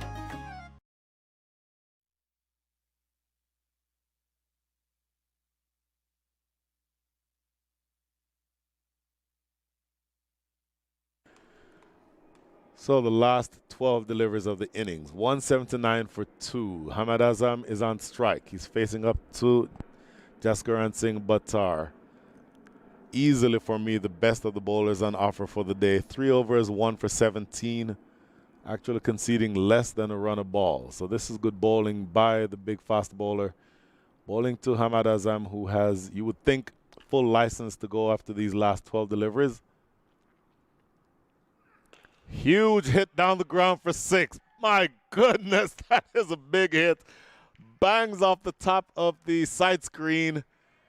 Hamad Azam is a powerful striker of the cricket ball, and again, he has full license at this stage of the innings. Came running, hustling back for the second run from the last ball of the last over, because I think he wanted to be the one on strike to take on Jaskaran Singh Buttar. So that is 6 more. My goodness, that is his first 6 of the day. Coming in at number 2. Once again, he's sitting in as captain today for Corey Anderson. Corey Anderson leading the league in 6s, but Hamad Azam doing well to try to keep up with his captain here. Oh, huge swing again. That's a good length ball by Jaskaran Singh Buttar. Had that ball been a little fuller, That would have been into the Grand Prairie Knights again, but just the perfect length to keep it out of Hamad Azam's arc. So a 6 and then a dot. So we're down to the last 10 balls. Where do we end up here? 185 on the board. The scoring rate is 10.09. So you would have to think that in these last 10 balls, you'll be looking for something around 20 to 25 runs. At least that certainly would be what Hamad Azam and Sujit Gowda are thinking. Here's the next delivery. Launches it down the ground. How much of it does he get? No, he goes all the way for 6. Over the top of long on, yet another 6. So Hamad Azam has already taken 12 from this over. We're now into the 190s. 191 for 2 with 9 balls remaining. Where do we end up? Hamad Azam is now up to 13 from 6 balls faced. Walking across, there you see on the replay. That's a good look. Walking across to the offside to access the leg side. The fielder down at long on, not quite tall enough.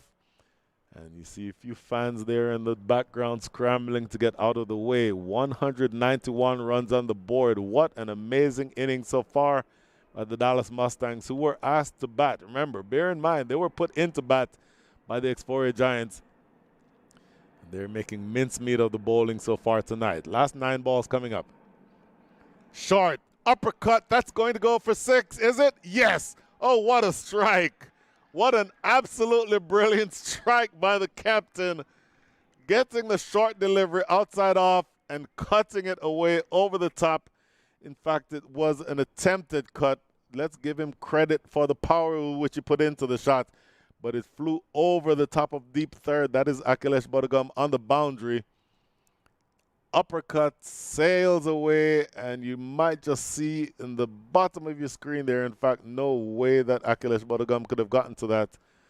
So 18 runs from this last over being bowled by Jaskaran Singh Buttar, and he's being made to look ordinary. The first 3 overs only cost 17. The first 4 balls of this over have cost 18. Launched for 6 more. A full toss over the short side of the field, and it goes away for yet another 6. So that's now 24 from the over, and that brings up to 200. 203 with 2 balls, in fact, with 1 ball remaining here in over number 19. Absolute, as we would say, slaughteration here in the Grand Prairie Cricket Stadium. Replay again, full toss. In fact, that was dipping. That's actually a good piece of batsmanship, because had he missed that, he would have been stone dead in front of leg stump. But he launches it away over the top of backward square leg to the short side of the ground for 6 more. So Hamad Azam has come in on fire. 26 from 19, make that 25 from 8 with 4 sixes. All 4 sixes in this over so far. And here is the last ball of Jaskaran Singh Buttar's over. 6 more. Oh, my goodness. This is brilliant ball striking by the captain. 30 runs coming from over number 19. The score is now 209 for 2. We should be able to get a replay of this last ball. Watch your screen. Full and down the leg side. You do not need to bowl those types of deliveries to Hamad Azam. Looking, in fact, it was full, but it was in the half volley. So in the slot and whipping it away. Once again, it's the short side of the field. So those types of deliveries will go away for runs every time. 30 runs from the over. 5 sixes from over number 19. At the end of 19, the score is 209 for 2.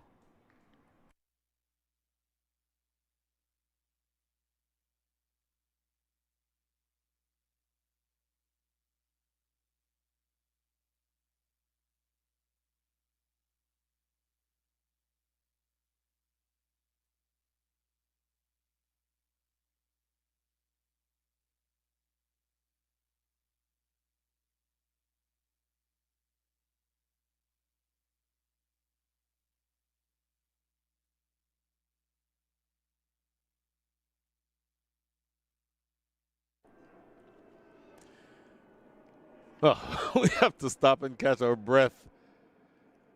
As this is going to be Praneeth Raj, who drew the short straw to bowl over number 7, make that over number 20 to two batters who are absolutely looking to destroy anything white and round.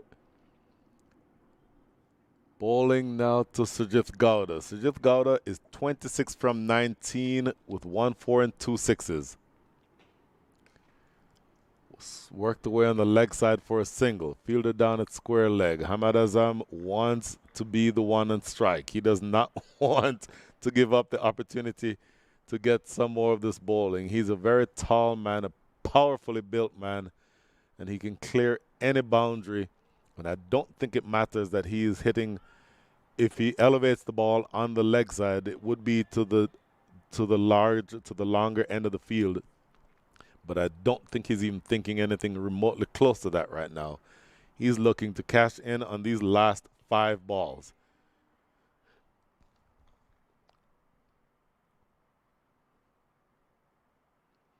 Short, boy, he was looking big that time. Thick on the edge, but he'll end up getting 2 runs.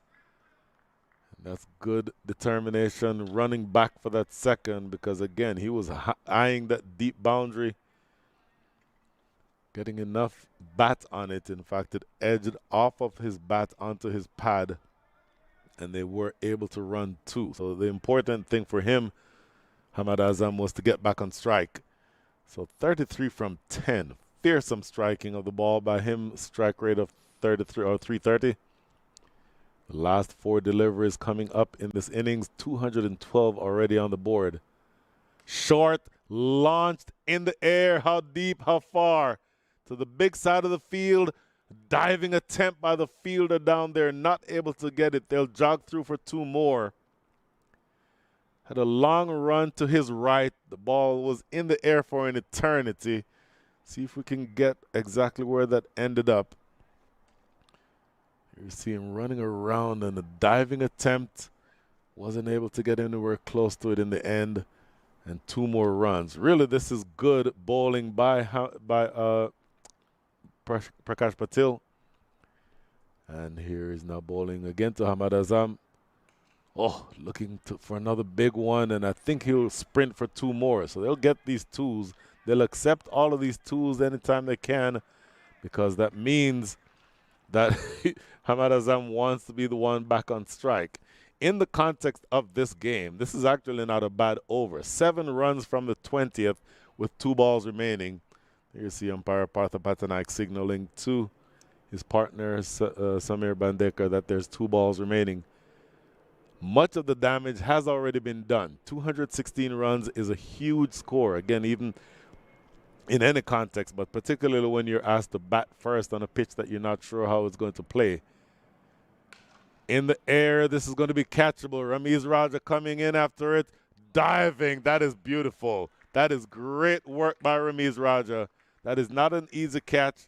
Coming in off the boundary and a sliding catch running in from long off and getting about to the 30-yard circle and sliding in pouches. What really was a very good catch. So Hamad Azam disappears, goes for 37, but he did plenty of damage while he was out there.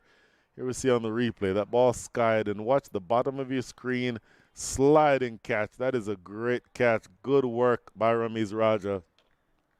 So that is 3 wickets down, 1 delivery remaining in the innings, and it will be faced by the new batter, Ali Sheikh. Ali Sheikh has 1 ball to do some damage that he can.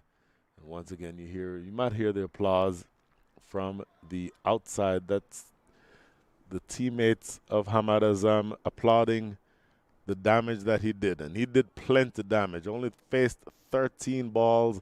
He hit 5 of them for 6, all of which happened in over number 19.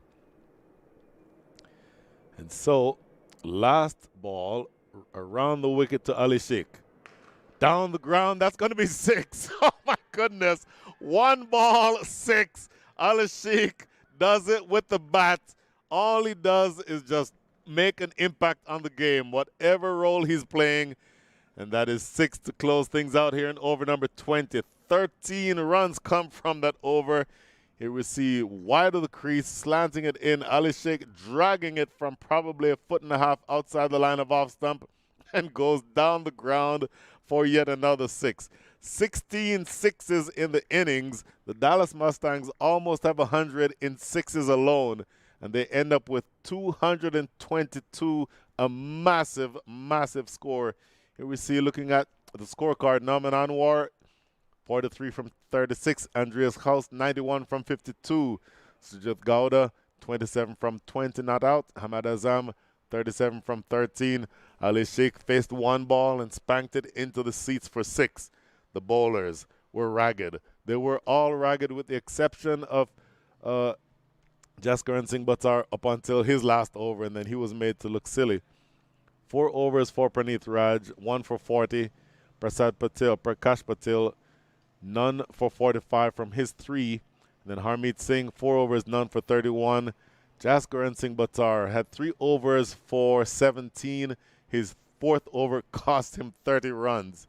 And then Udaybir Singh Walia, 3 overs, 1 for 28. And Chaitanya Bishnoi, 2 overs for 26. Wickets falling at 122, 173, and 216.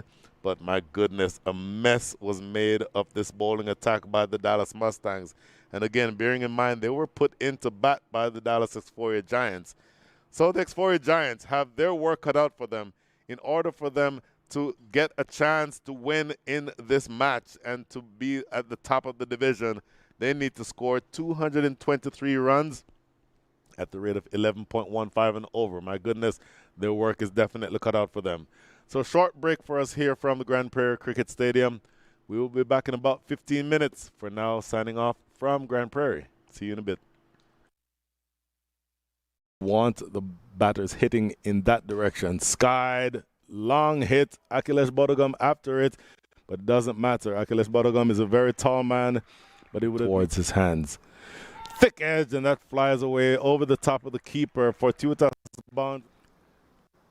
Oh, that's an edge. I think an inside edge onto the pad, and it's going to and ask the batters to hit on the leg side. Look at that straight drive by Andreas Haus. My goodness, one bounce and it lands on the terrace.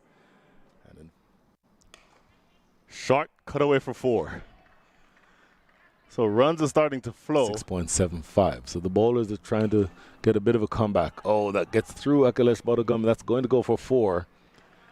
On the ground or down. Short, and it gets the treatment. That's towards the larger side of the field, but it does not. Then that last delivery, a real drag down. It drags it down again, and this one goes even further.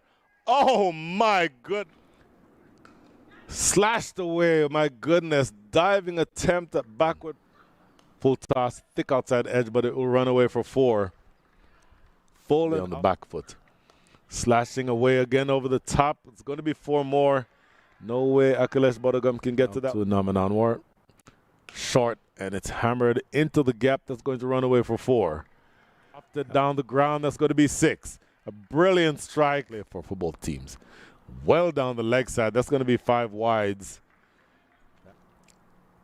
Short, and there goes Andreas Haus again. Oh, left arm. Driven down the ground. That's a brilliant strike. 1 bounce for 4. The innings for that run rate to go higher. Oh, there is a first delivery. Playing all around it. Nauman Anwar up to Udaybir Singh Walia. Whips it away. That's going to be 6. Lands 3 for 1. Sliced over the top of, oh my goodness, a attempt. Full in the air and bouncing in the stands. The first launches this for 6. A huge hit. Here's the last ball of the over. In the air, that's going to run away for 4. 1 bounce. Short over the top of extra cover for 4. Jaskaran has to offer. Oh, this is gone. What a brilliant catch. Huge hit down the ground for 6. My goodness. Next delivery. Launches it down the ground. How much of it does he get? No, it goes all the way for 6. Oh. Short. Uppercut. That's going to go for 6, is it? Yes. Launched for 6 more. A full 6 more. Oh. In the air, this is going to be catchable. Ramiz Raja coming in after it, diving. That is beautiful. Around the wicket to Ali Sheikh. Down the ground, that's going to be 6. Oh my goodness. 1 ball, 6. You're watching the Sunoco Minor League Cricket Championship, brought to you by our 2023 partners.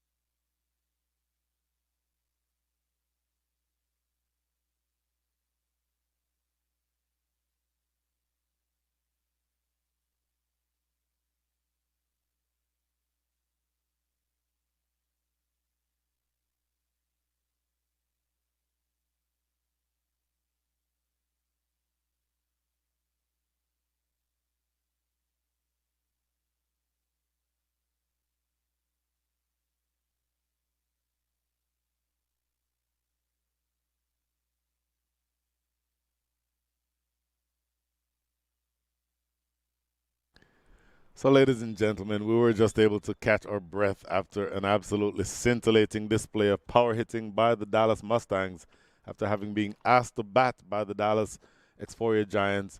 They plundered 222 runs, if you can believe it. Tremendous ball striking, and I have a handful of people who are feeding me some really good information. First from Nate Hayes. Those of you who are familiar with cricket here in this country know that Nate Hayes is the maven, if you will, of not just statistics but cricket knowledge. Nate Hayes tells me that there are 9 players with more than 1,000 runs in minor league cricket careers, and of them, Sujith Gowda has the highest career strike rate. And he did well in his innings. Sujith Gowda, 27 from 20. Nate also told me that Andreas Gauss entered number 3 all-time, and that certainly would have changed after the innings that he had tonight, 91 from 52 with 7 fours and 7 sixes. And, in fact, had Sujith Gowda gotten another 6, he would have been able to be alone in second place in career sixes. And Andreas Gauss, second all-time in runs, having passed Shehan Jayasuriya. He's now 1,399. Second highest runs in the history of minor league cricket. So, big picture as far as this game is concerned, there is so much work that needs to be done by the Dallas Xforia Giants, but ladies and gentlemen, they bat heavy and they bat deep. First of all, their opening batters are going to be Ramiz Raja, who's been promoted to open the batting. He typically bats number 3 or number 4, but coming up the innings or up the lineup to open, and he will be also facing, it appears to be Roman Reis, who's the left arm quick, will be bowling from left arm over the wicket, slanting it into the right-handers. My goodness, this is going to be a breathtaking period of play because you know that the Xforia Giants need quick runs. Smith Patel is the opening batter, joining with Ramiz Raja. Roman Reis with the ball in hand, and he has a relatively simple job. Make them play, don't give them easy runs, and just keep them somewhere north or south of 11 runs and over. You win this game. But look for this opening pair to look to capitalize on the power play overs. And the bowling is now coming from the northern end of the ground. This is the racecourse end. And I think the reason for that is that if you go into the last over, opening the bowling from that end, you go into the last over with the batters hitting towards the big end of the field, or the big side of the field. So the game within the game there, we'll see exactly how this works out. Roman Reis, left arm over the wicket. I'm assuming that they'll open the bowling with 2 left-handers because down here on the boundary at deep fine leg, we can see the other bowler. We'll describe him in just a second. First ball, can't exactly get this one away, Ramiz Raja, so they're off and running. The bowler I referred to, who's down at deep fine leg, is the veteran Nasir Jamali, former USA fast bowler. He's a left armer, so he also swings the ball into the right-handed batters, similar in action to Roman Reis. Roman Reis probably just a little quicker, but Nasir Jamali, I think, just as effective. Plays this away through the offside. That's going to run away close to the boundary, and in fact, it's a long run. They'll get at least 3. Yeah, come back jogging for the 3rd. Once again, that's the big side of the field. So if you have the batters playing, you want them to be playing on the offside, because from this side of the field, it's going to take a monster hit to clear that side of the field. Of course, you've seen a lot of those already today. Tremendous ball striking by the Dallas Mustangs. And just in looking at the statistics that they've had, in fact, we'll look at that really quickly before this next ball. 16 sixes and 13 fours. So combined, they've scored somewhere around 67% of their runs in 4s and 6s. This one is dropped down to deep third. That's Rashil Ugarkar coming off of the boundary at deep third for who does the fielding. So you're facing a pretty steep climb here if you are the Dallas Xforia Giants. You have a lot of work to do, and each time you score a single, your required rate goes up. So that's not something that you'll be happy with. But sometimes it can be very liberating to be chasing such a big total because you know that your only choice is to go after the runs. And so essentially, you don't have any time to sort of try to gauge an innings or try to decide when do you accelerate or anything like that. You know you have to go from the very first ball. This is ridden off the hip. It's now Nasir Jamali inside the circle at short fine leg. And just a single. 2 balls remaining now in over number 1.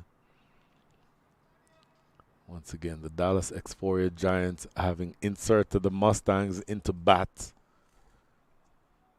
were powerless to stop the onslaught. 222 runs is what the Mustangs put up.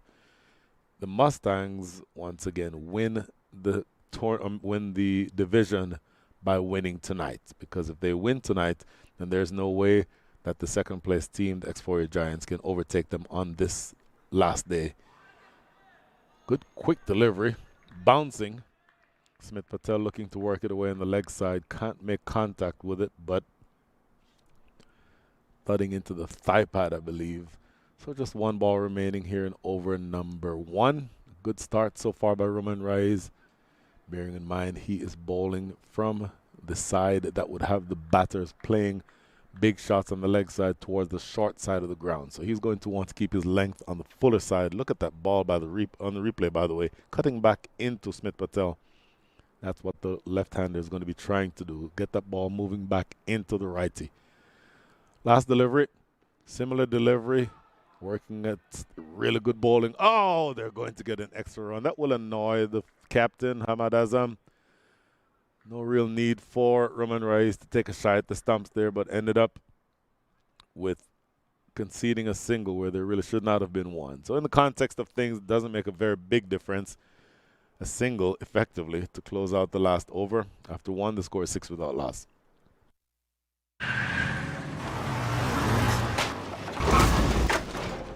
What's up, Doug? What got into you? At Sunoco, we know how to fuel peak performance. Fuel your best.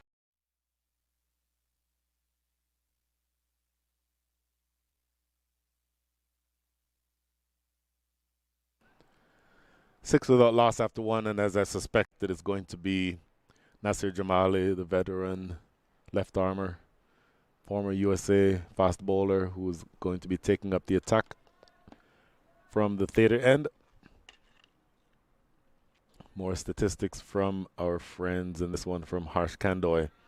There have been 4 scores of more than 100 during 2021, 6 scores of more than 100 during 2022, and none so far during 2023. So this far into the season, Andrea Haus scores 94 today, and that is the highest score in the minor leagues so far this year. And then I'll say more after this delivery. First ball by Nasir Jamali.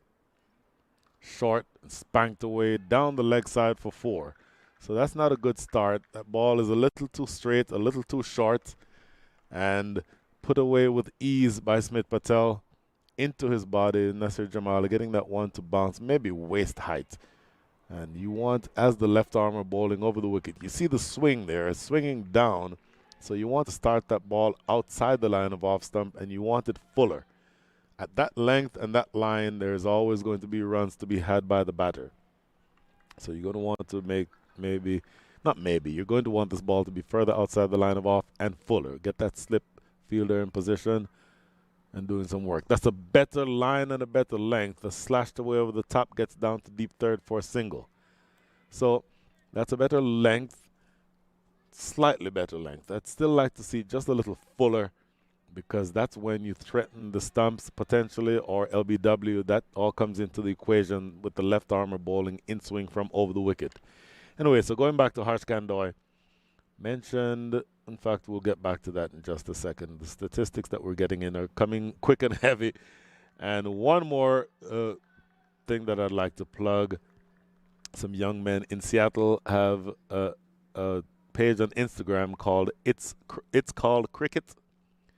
There are a lot of good statistics that are available for information relating to this game and just about cricket in general. So I'll say their name again after this. Better ball. That's the type of ball that I want to see from Nasir Jamali. Defended well by Ramiz Raja. So going back to the young men in Seattle, It's Called Cricket.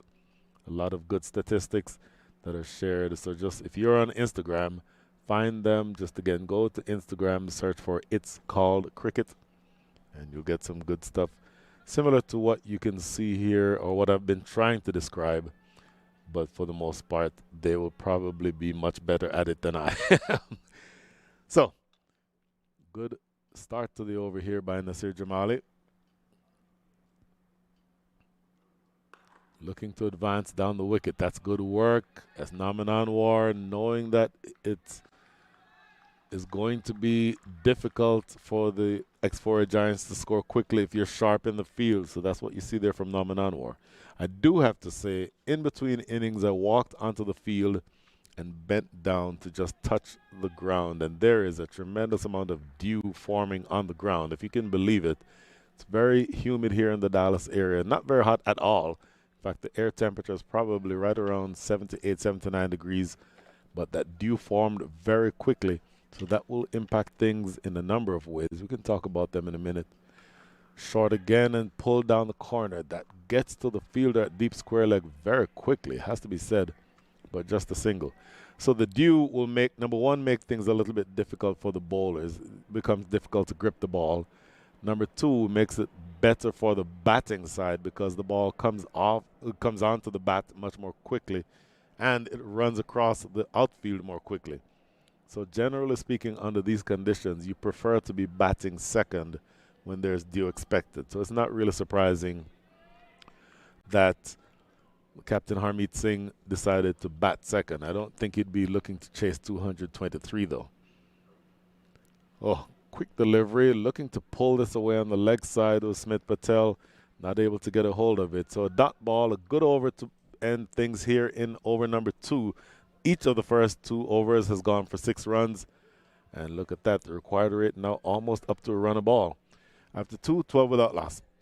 वक्त आ गया है Lakshmi basmati rice को घर लाने का। Lakshmi extra long basmati rice. इसका हर दाना हो इतना लंबा, पकते हुए महके और प्लेट पे क्या खूब खिले। हाँ, मेरे घर लाने का।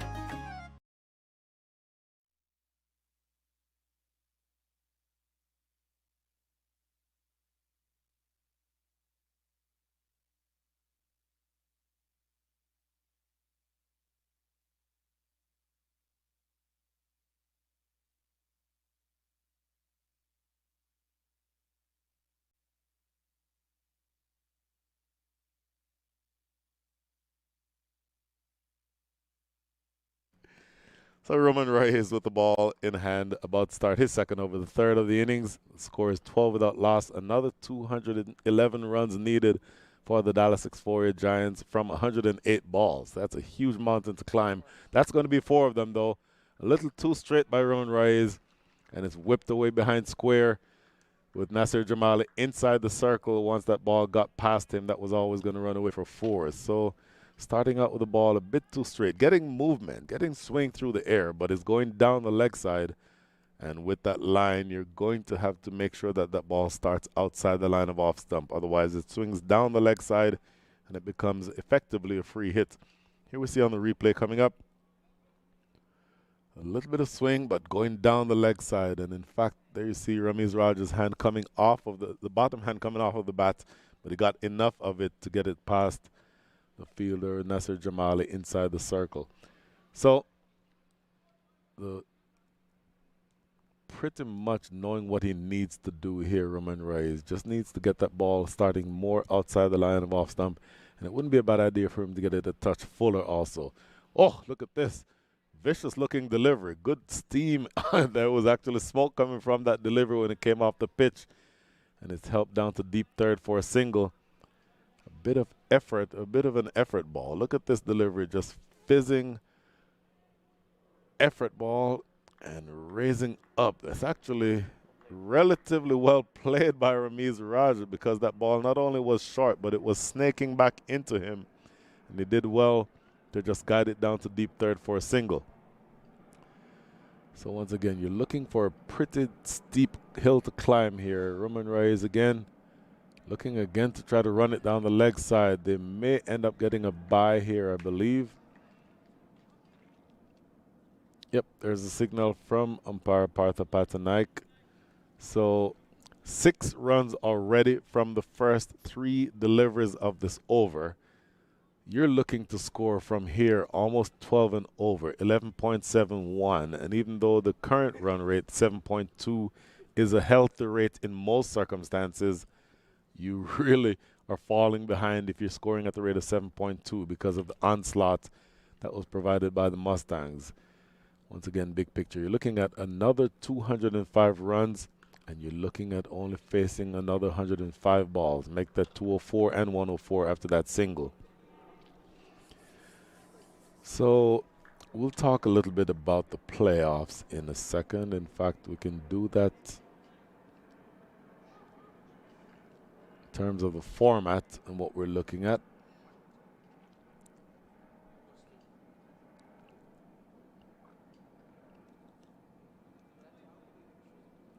So in the Central Division, which is where we are here, the Central Division, there's 4 divisions. Oh, a half-hearted appeal for LBW. This is going to run away off the pad for 4, not giving his leg before a wicket. So once it got past the wicket-keeper diving away down to his leg side, it goes away for 4. So 4 leg byes. I don't think they'll care very much how they get them. That's a full delivery swinging in. And yeah, that's missing, clearly missing everything. That is hitting him outside of his front pad, swinging down. So no chance of that being given LBW. So in fact, with 1 ball remaining in this over, let's table the conversation about the playoff format until the start of the next overs, because 23 runs already from this over and 1 ball remaining. Here's Roman Reyes again. Whipped away into the deep, and that's going to be 4 more. So a very productive over. You need several more of these if you are going to be able to challenge this big total for the Xforia Giants. But 15 runs coming from over number 3 is absolutely not a bad thing. You're up to 27 now. And once again, I think committing the cardinal sin of getting that ball too straight, Roman Reyes wants that ball to be outside the line of off. So 15 from over number 3. The score is 27 without loss.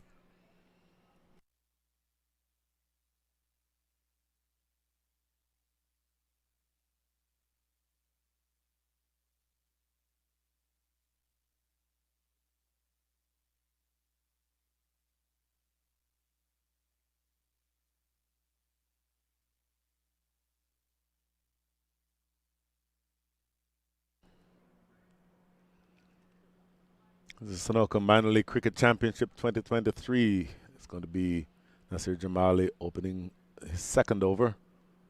Spanked away for 4. You heard that ball echo off the bat, and this is going to be another boundary.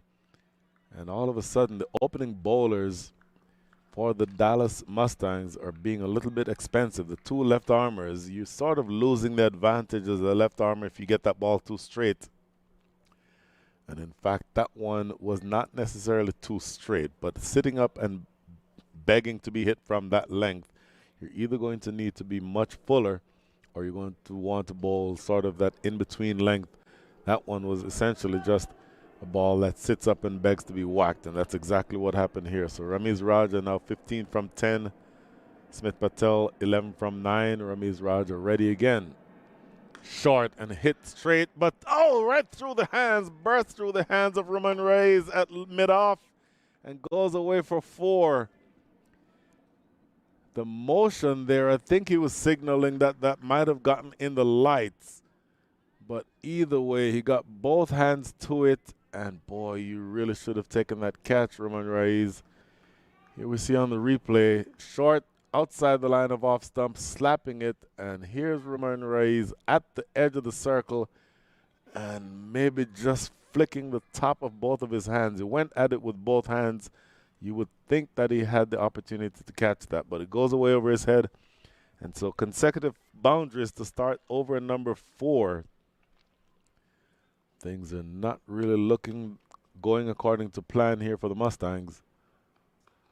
This is dropped into that backward point area just for a single. That is Nash Kenjige in that area. Very, very athletic fielder. So, 9 runs from the first 3 deliveries. That maybe gives us a little bit of time to talk about the division of the playoffs. So the Central Division has 8 teams. The top 4 go through to the postseason, as I mentioned. First place goes straight through to the conference semifinals. 3rd and 4th in the Central Division play a single elimination game to see who plays the second team. And then the winner of that game, the 3-4 game versus the second, advances to the conference semifinal to play against the first division winner, or the winner of that division. Hopefully all of that made sense. This is played off the back foot. Oh, look at this. A potential run out. My goodness. That's an excellent effort from back there. That is Andreas Haus, who had about a 40-yard throw. In fact, about almost a 50-yard throw, because he's on the circle, almost on the circle, through at the non-striker's end. And I'll tell you what, if he hits from there, he's gone. That ball, a more accurate throw would have had him. No question that he would have been out. But they still scramble through for a single. You'll take these runs any way you get them if you're the Xforia Giants, because you're certainly still staring at a pretty big total here. 37 runs already on the board. Another 2 balls remaining. Nasser Jamali looking to close the over out strongly. Powered away into the deep, but there's protection out there. That is, who is that? I can't see who that is. A very strong throw from the deep, though. So just a single. And I think sensing, again, with that being the big side out there, that you want to have your batters playing in that direction on the ground. Obviously, if you serve up long hops and they disappear over the side screen or over the scoreboard like they did when the Mustangs were batting, that's not what you want. But if you have the ability to bowl the types of deliveries that are pulled into the deep along the ground, then there's coverage out there. Those 2 fielders at mid-wicket and square leg who can prevent those types of runs. That's a little too straight, though. And that goes down the leg side for 4 more. So that's another expensive over. 15 coming from the over. Consecutive overs where you yield 15 runs. And all of a sudden, the Dallas Xforia Giants are scoring at the rate that would allow them to remain competitive in this game. Looking at the replay, once again, a little too straight going down the leg side. And Nasir Jamali getting that one just a touch too straight. So 2 overs yield 15 runs consecutively at the end of 4. The score is 42 without loss.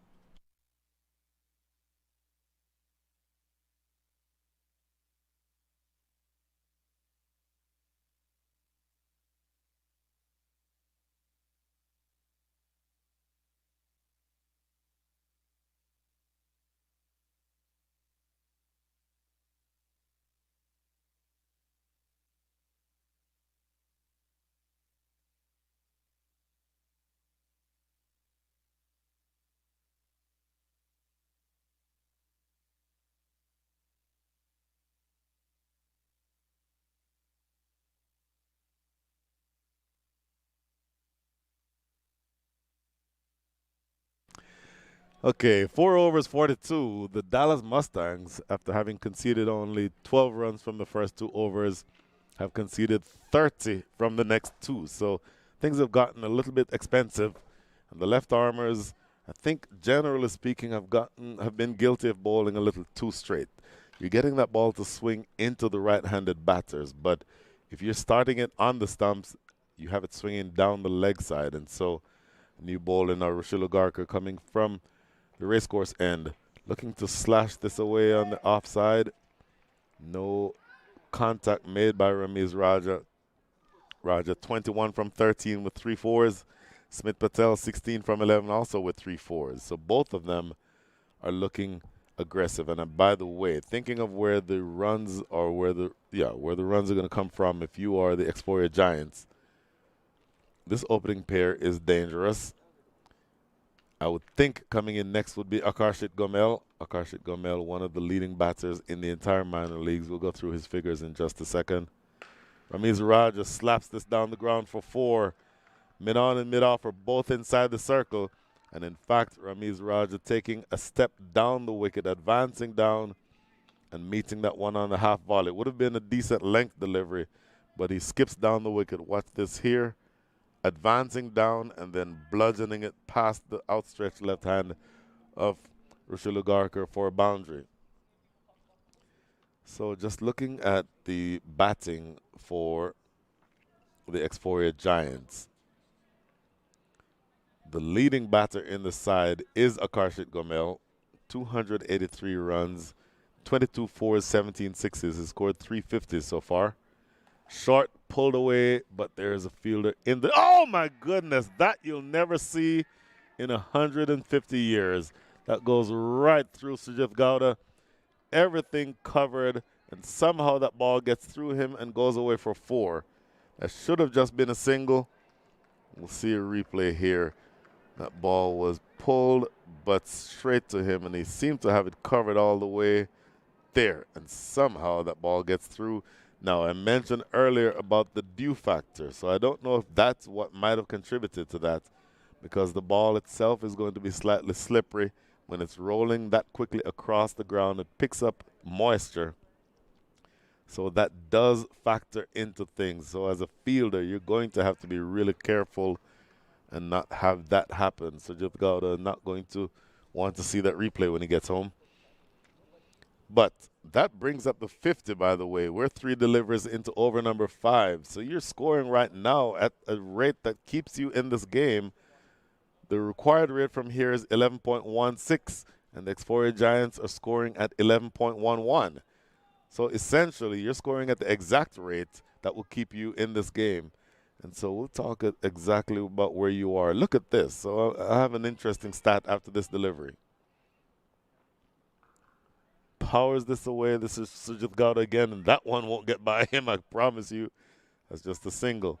Now, at this stage in the first innings, the Dallas Mustangs had 36 runs on the board.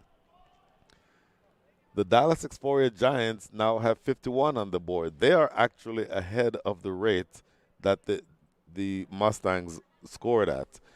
So know that there is no way that this game is anything close to being finished. And equally, the opening pair for the Xforia Giants are doing just as well. They've not lost any wickets yet. And it has to be said that the Mustangs are not bowling as well as they could. Going past the outside edges of Ugarkar. That's going to be better. 9 runs so far coming from his over, Ugarkar, and knowing that he has a pretty big job to do here to contain the runs, because the Xforia Giants were off to a flyer. And what you're trying to do is just to make sure that you swing the pendulum back in the direction of the Mustangs if you're Rushil Ugarkar. So it's going to be up to you here to do what you can to make this last delivery of the over the best ball that you can bowl. And of course, if you're Smith Patel, you're looking to capitalize something off of this last ball. Slashed away over the top of backward point for 4. Expensive over. Another consecutive expensive over. That is 13 runs coming from that over. The last 3 overs have gone for 43. And so 5 overs, the score is 55 without loss. Look at this again, very wide, just giving room. You cannot afford to give that much room. It's slashed away past backward point. That is another boundary to close things out in over number 5. 55 without loss.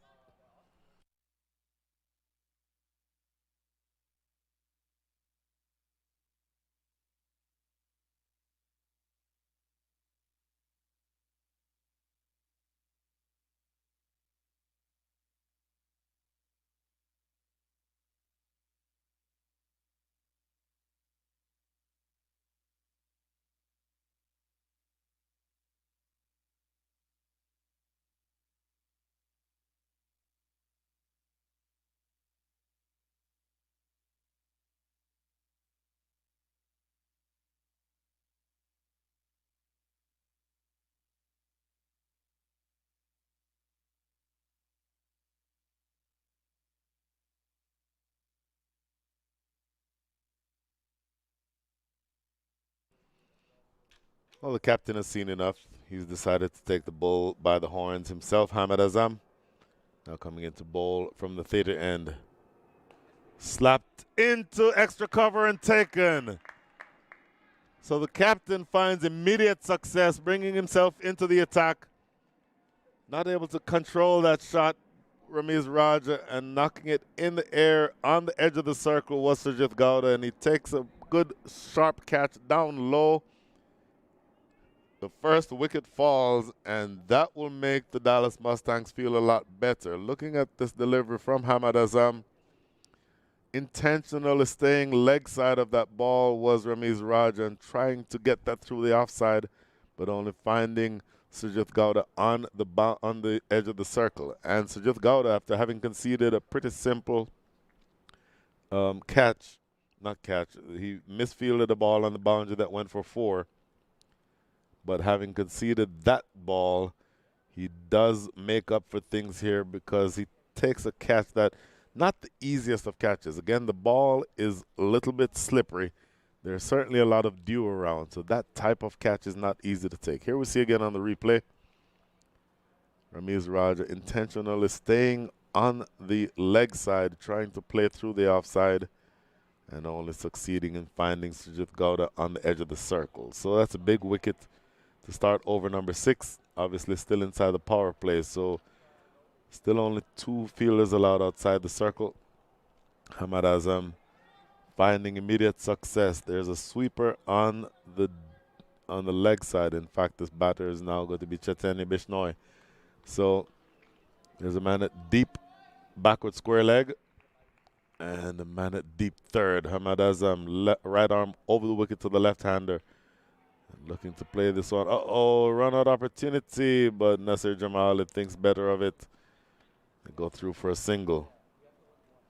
Just for a split second, wanted to probably take a shot at the stumps, and deciding at the last second that discretion is the better part of valor. So immediately off the mark is Chaitanya Bishnoi, 1 from 1.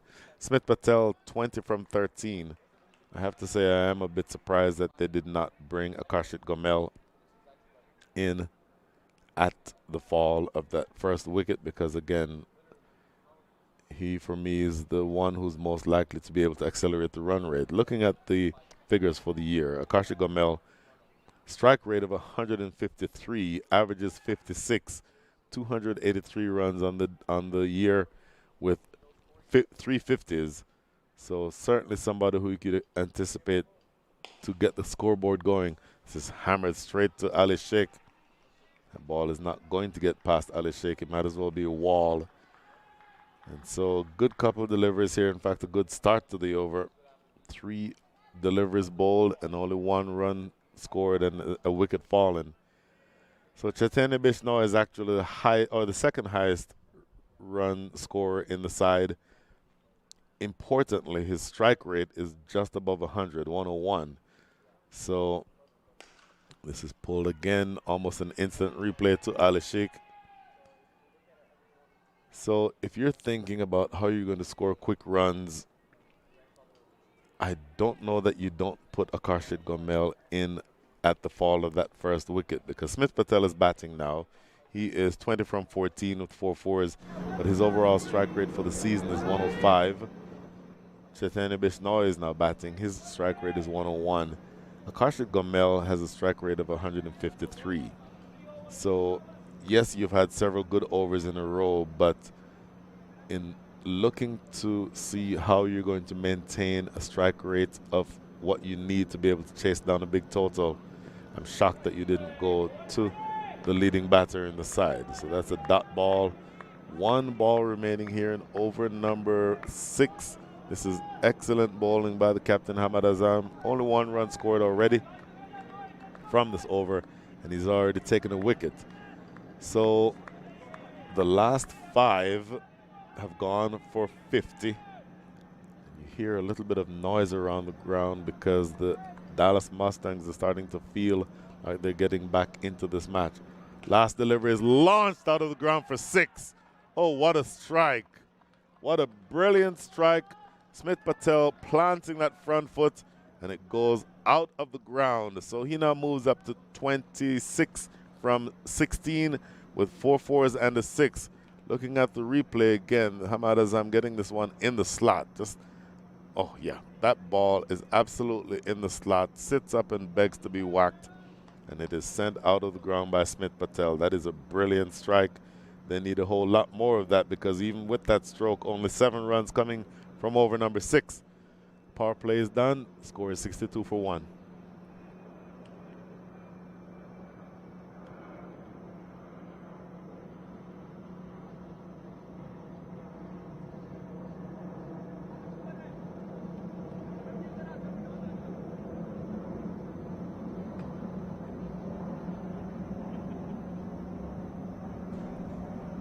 So 62 for 1 after 7. Make that after 6. We're about to start the 7th. Hamad Azam finding success from the first over that he bowled. In fact, from the very first ball that he bowled. We are now out of the power play, so the spinners can come into effect, and the Dallas Mustangs have good spinners, but they're not going to go to the spinners just yet. Going to bowl to, it looks like Rushil Ugarkar will be coming back to bowl his second over.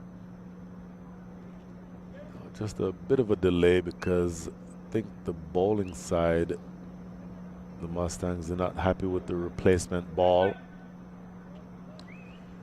Okay, so while they're looking at the ball, let's go again over the information that was provided to us by Nate Hayes with regard to the format the rest of the way. So in the Central Division, there are 8 teams.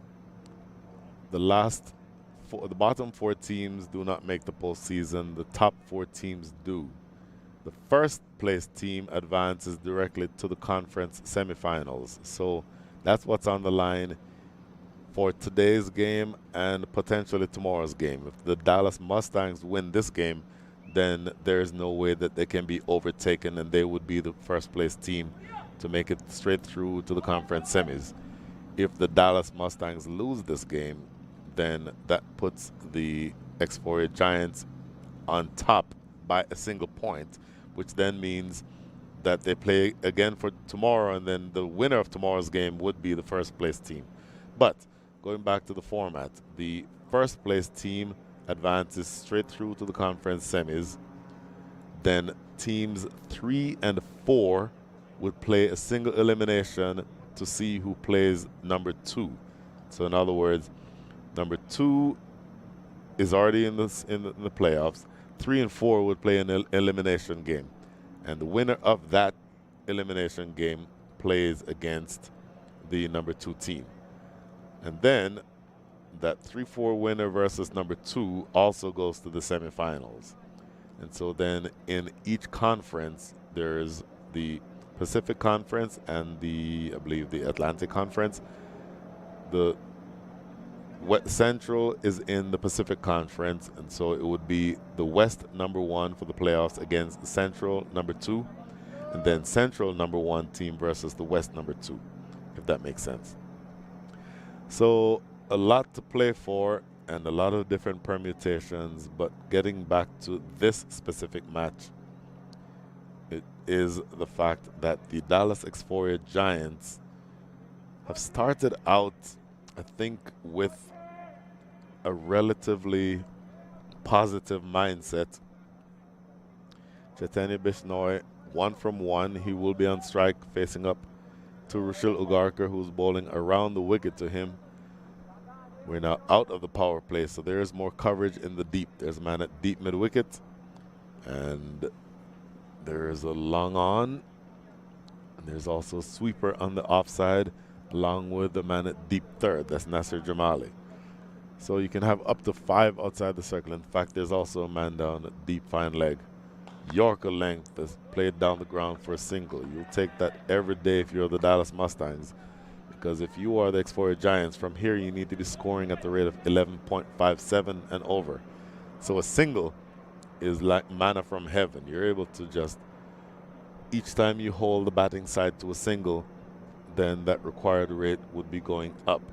So looking at where you are now with the field, And in fact, looking always a good indication of what type of bowling is coming by looking where Ali Sheikh is placed. He is, for me, the best fielder, not just in the side, but for me in the entire country. He's now at deep fine leg. So I would not be surprised to see a short ball coming sometime soon from Ugarkar. Slashed away into the deep, but there's protection out there. So just a single. So 2 consecutive singles to start over number 7. And to the extent that each time you pick up a single, as I keep saying, that required rate goes up.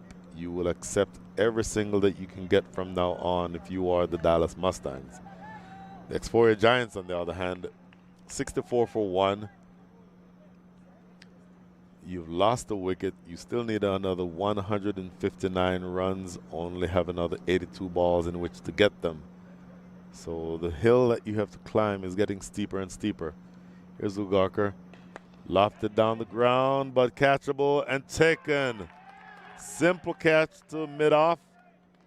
And Chaitanya Bishnoi is dismissed. So that was Rumen Reyes, who took a relatively straightforward catch. In fact, off the bat, it sounded like it had more wood on it, but it ended up just spooting up to mid-off. A pretty simple catch.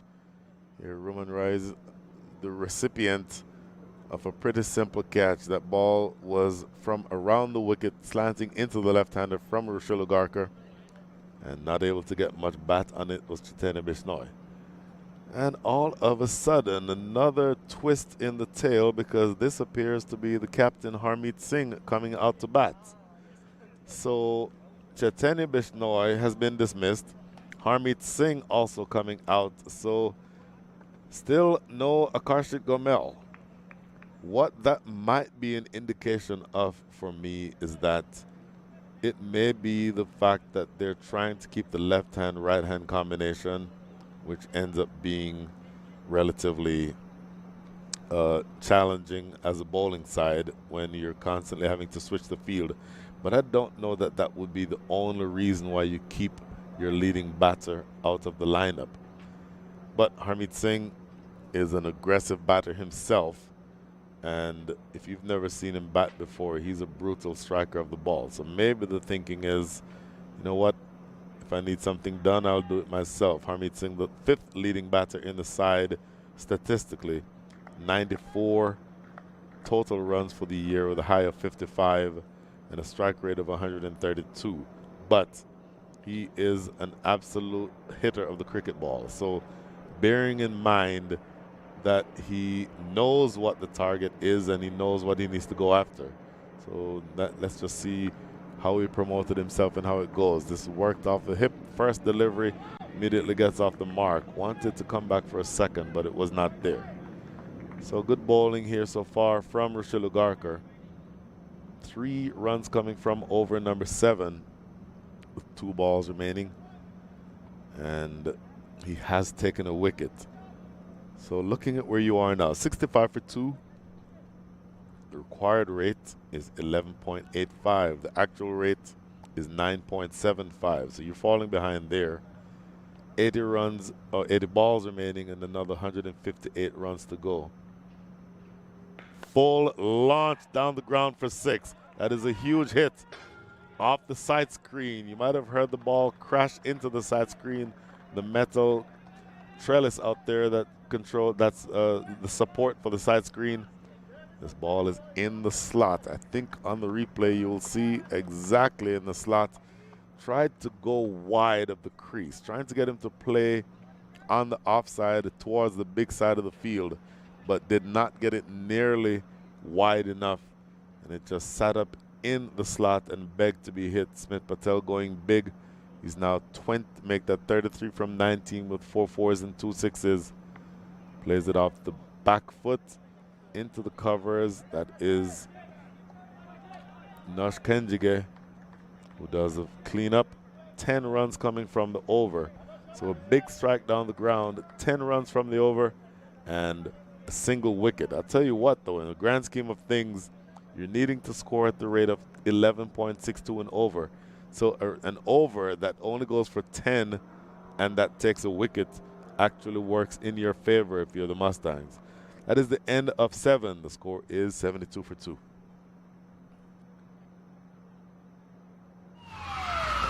Took that last corner pretty quick. Sir, I need one hand on the roof, one hand on the pump. Timeout for Sunoco Go rewards. Keep pumping. With new Sunoco Go rewards, when you fuel, you save because rewards come first.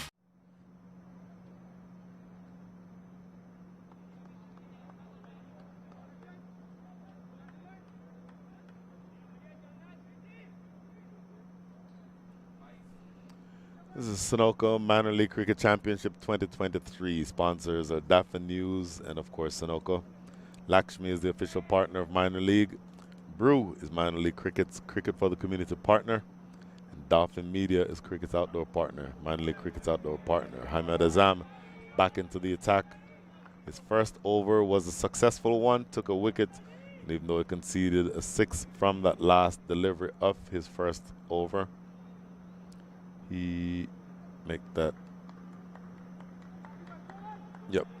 conceded a 6 from the last ball of his first over, but only went for 7 runs total in that over. So he wants another over similarly miserly like that one that only went for 7 and he took a wicket. Bowling now to Smith Patel. Should just be a single.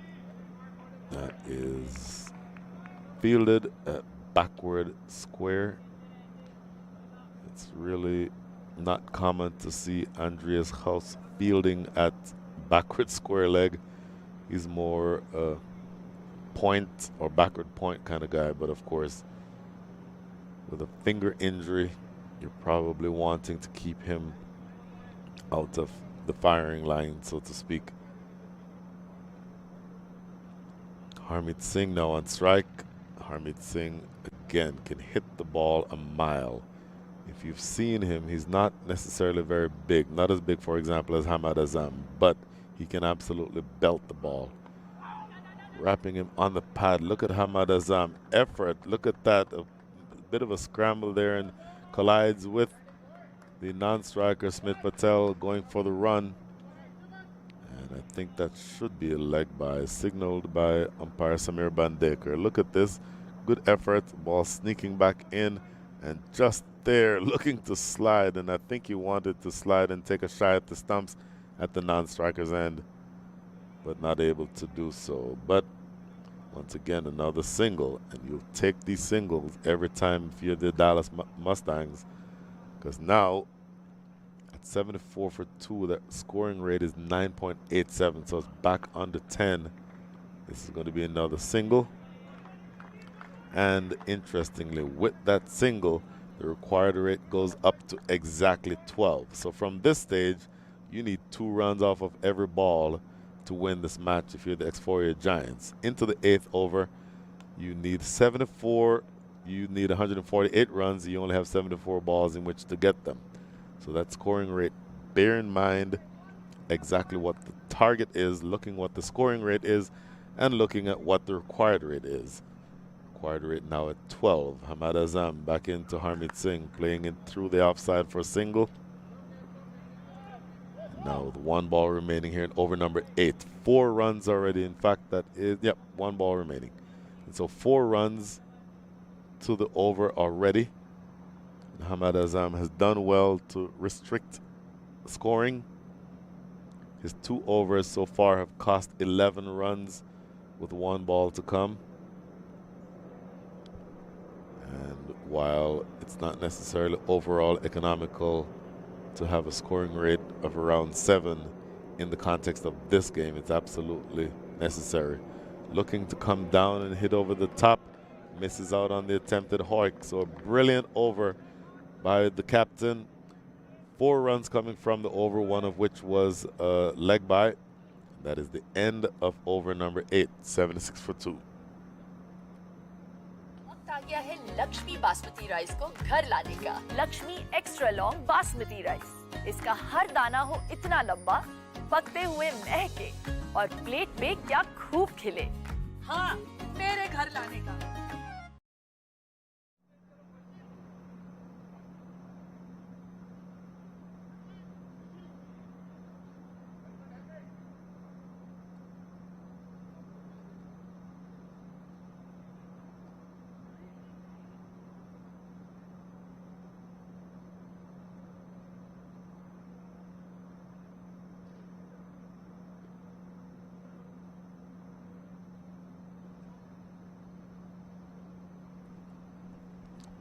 76 for 2, and we're now going to have some spin. This, for me, is an interesting matchup. This is going to be Nush Kenjige, who's one of the better spinners that you'll ever see anywhere in the country. The left arm spinner, very experienced, played for the U.S. for a number of years.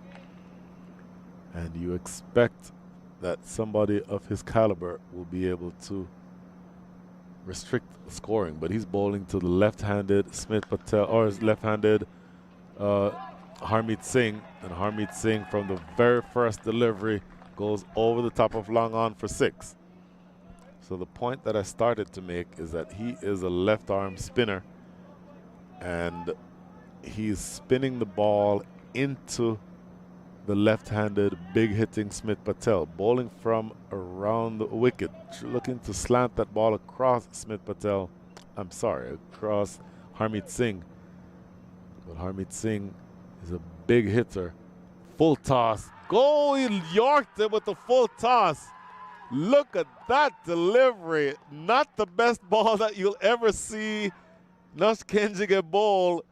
Harmeet Singh's eyes lit up as he saw the full toss, played across the line, and that ball hits the base of leg stump. Oh my goodness, you were not expecting that.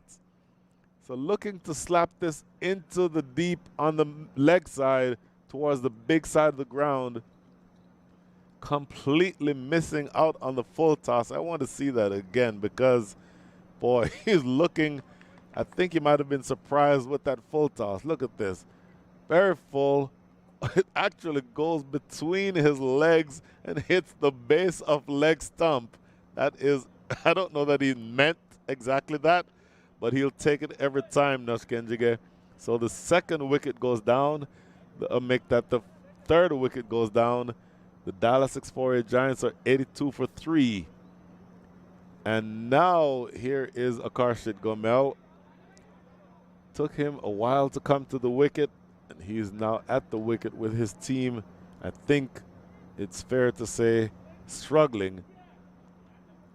So you're looking here at 3 wickets down, 3 big wickets down, including the big hitting Harmeet Singh, who promoted himself ahead of Akarshit Gomel. And so now Akarshit Gomel needing to come in and play shots from the beginning. And now with the dismissal of Harmeet Singh and with the early dismissal of Chaitanya Bishnoi, you now have the situation where the left-arm spinners can bowl at essentially all right-handed batters. So therefore you can expect to see a lot of Nush Kenjige.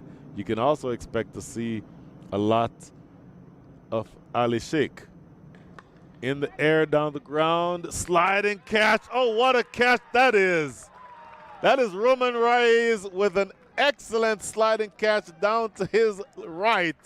He's left-handed, so he's running to his weaker side.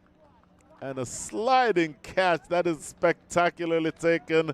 And another wicket goes down. My goodness, look at this. All of a sudden, you've pulled things back here if you're Nush Kenjige and the Dallas Mustangs. And that is another body blow for the Dallas Xforia Giants. From outside off stump, pulling it wide of long on. Here comes Roman Reyes sliding, and that is such a good catch. A clean catch. Look at Lovekesh Kalia in the background. He's happy with it. The owner of the Dallas Mustangs knows that that's a big wicket. And my goodness, with the dismissal of Akarshit Gomel, all of a sudden, this match has swung entirely in the space of 2 deliveries. So you go from the euphoria of having Harmeet Singh hit a 6 off of the first ball of this over number 9 to all of a sudden 2 wickets in the next 3 balls, and the Dallas Xforia Giants wobbling at 82 for 4. So now that brings to the wicket Raman Dar. Raman Dar, the U21 player, and he now has a hill to climb himself. In fact, he's a lefty. I'm wondering if they change the order around just to have the left-handed bowlers have to bowl at another lefty, because with the right-handers at the crease, the left-handed bowlers are more dangerous. Maybe that's the reason why he has been put in this spot. But either way, Nash Kenjige is fired up by what he's gotten so far. This is defended back to him. A dot ball, a precious dot ball. 6 runs from the over so far with just 1 ball remaining, but 2 big wickets down. Here's the last ball. Tossed up, and it ballooned in the air for a while. Not able to get to it was the wicket keeper. That is Prathamesh Pawar, who just for a split second thought he might have been in with a chance. But either way, what a brilliant over by Nash Kenjige. Gets hit for 6 from the very first ball, but comes back to bowl all dot balls after that and take 2 wickets. 9 overs up, the score is 82 for 4.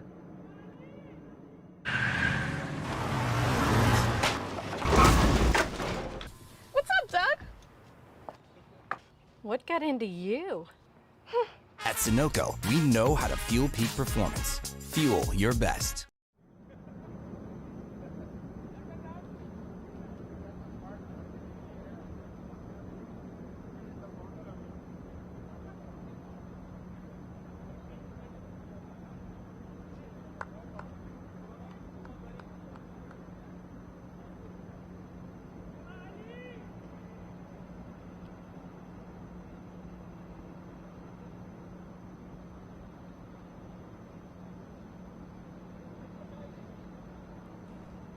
So this game has turned all the way around, and as I suspected, more left arm spin with Ali Sheikh. This is punched into the leg side. Do they come back for 2? Oh, look at this. A potential run out. They end up just going for that 1.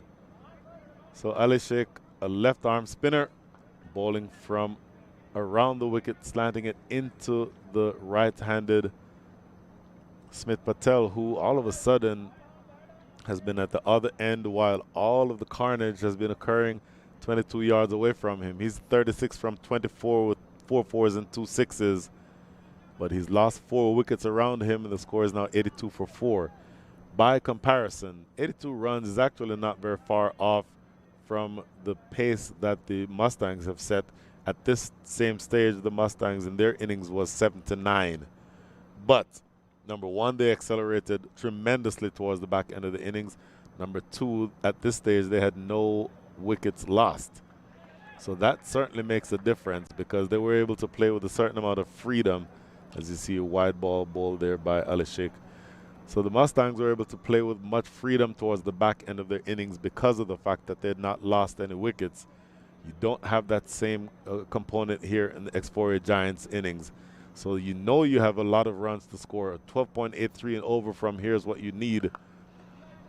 But you also know that you've lost several wickets. Coming back for 2 here, I believe, and they'll get there pretty easily. Good strong throw, but easily getting home for 2. So what that means is that all of a sudden you have a bit of a dance that you have to maneuver if you're the Xforia Giants, because 12.84 runs and over is by no means an easy target. And each time that you look to accelerate, you have to be mindful of not losing any more wickets. So it's going to be interesting to see how they manage that chase from here. Another 137 needed up from 64. Swipe and a miss. Once again, if you have not only a dot ball, but a single, or in fact, that this is the case, every 2 runs that you get, the required rate goes up because now you're needing 13 and over. So you need more than 2 runs every ball. So tightening the noose if you're the Dallas Mustangs. But the one thing you don't want to do is bowl any wide deliveries. You're giving them extra runs. So you're going to want to bowl a little bit straighter if you're Ali Sheikh. But you certainly see what he's trying to do. He's trying to get Ramandar to play away on the offside, which again for him is the larger side of the ground. Wanting him to play away on that, towards that boundary that where there's 86 yards between the pitch and the boundary. That ball outside the line of off, not able to get anything on it. So 2 more balls remaining here in over number 10. You're almost halfway through the innings. You're still a far way away here if you're the Dallas Xforia Giants. So Ali Sheikh, left arm, orthodox spinner, bowling to the lefty. And a little bit of a potential run out at the non-strikers end there. Ramandar, 2 from 5, so hasn't done much with the bat just yet. I think a lot depends on him, but more importantly, a lot depends on Smith Patel.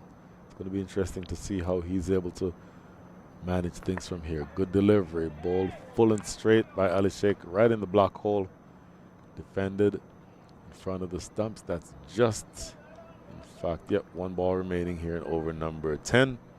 Almost at the halfway stage of the innings. And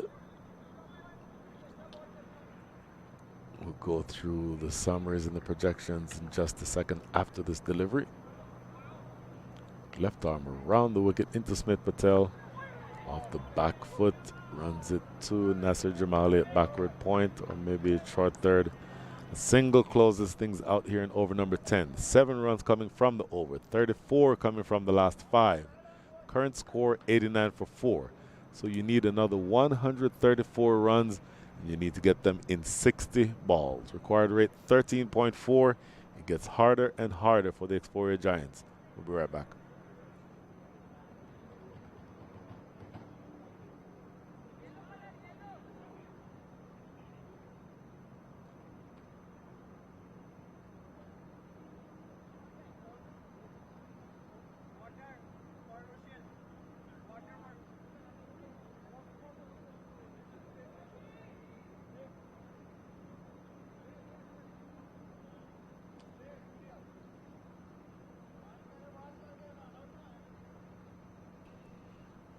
$89 for 4. The current run rate is 8.9. You need 13.4 and over from here if you're the Dallas Xforia Giants. And more spin. Nosh Kenjige with the ball in hand. Unfortunately, starts the first one with a wide. But again, you see what the bowlers are trying to do. They're trying to get the batters to hit to the big side of the ground. So from this end, Nosh Kenjige is keeping those balls outside the line of off stump. That's exactly what happens here. That ball is hitting to the leg side, make that the offside for a single. So Smith Patel has, I think, a very difficult job because you'd feel that it falls to him to be the one to try to accelerate. Ramandar, the U21 player, is going to be asked, I think, to stay with Smith Patel, but you get the sense that it's mostly on Smith Patel's shoulders. Big hit. A long way in the deep, bounces a couple times and goes for 4. So once again, he's hitting to the big side, but he gets enough of it and gets it between those fielders at square leg and mid wicket for it to go away for 4. From around the wicket, drags it from outside the line of off. There's mid wicket, there is square leg, bisects both of them, and goes away for 4. You need a lot more of that if you're Smith Patel and Ramandar. Ramandar now with his first boundary, 7 from 7. And looking where those fielders are in the deep. I don't know that if I were Nosh Kenjige, I wouldn't bowl the same delivery because you're trying to get him to elevate the ball in that direction. It's just a single down the ground this time, though.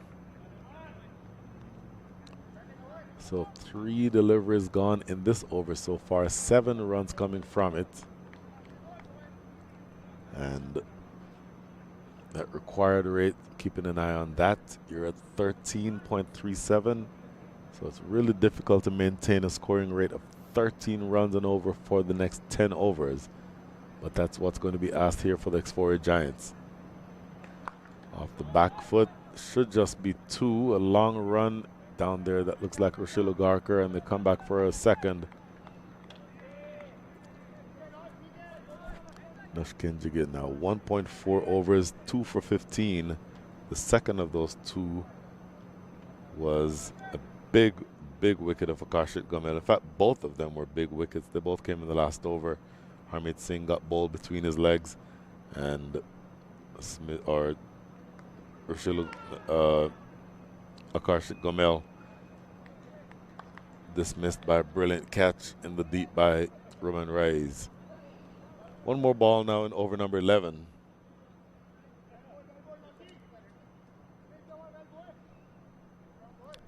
Being very economical. Plays in the offside at that. Tell you what, that is a great shot.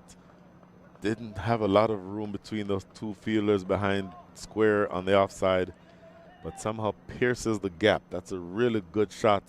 Played it late, played it behind square, and here we see you leaning back once again, trying to keep that ball outside off, trying to get those batters playing on the big side of the ground, but this time getting it maybe just a touch too wide. It's put away for 4. So 13 runs come from that over. They actually are keeping up with the rate, at least in that over. So after 11, the score is 102 for 4.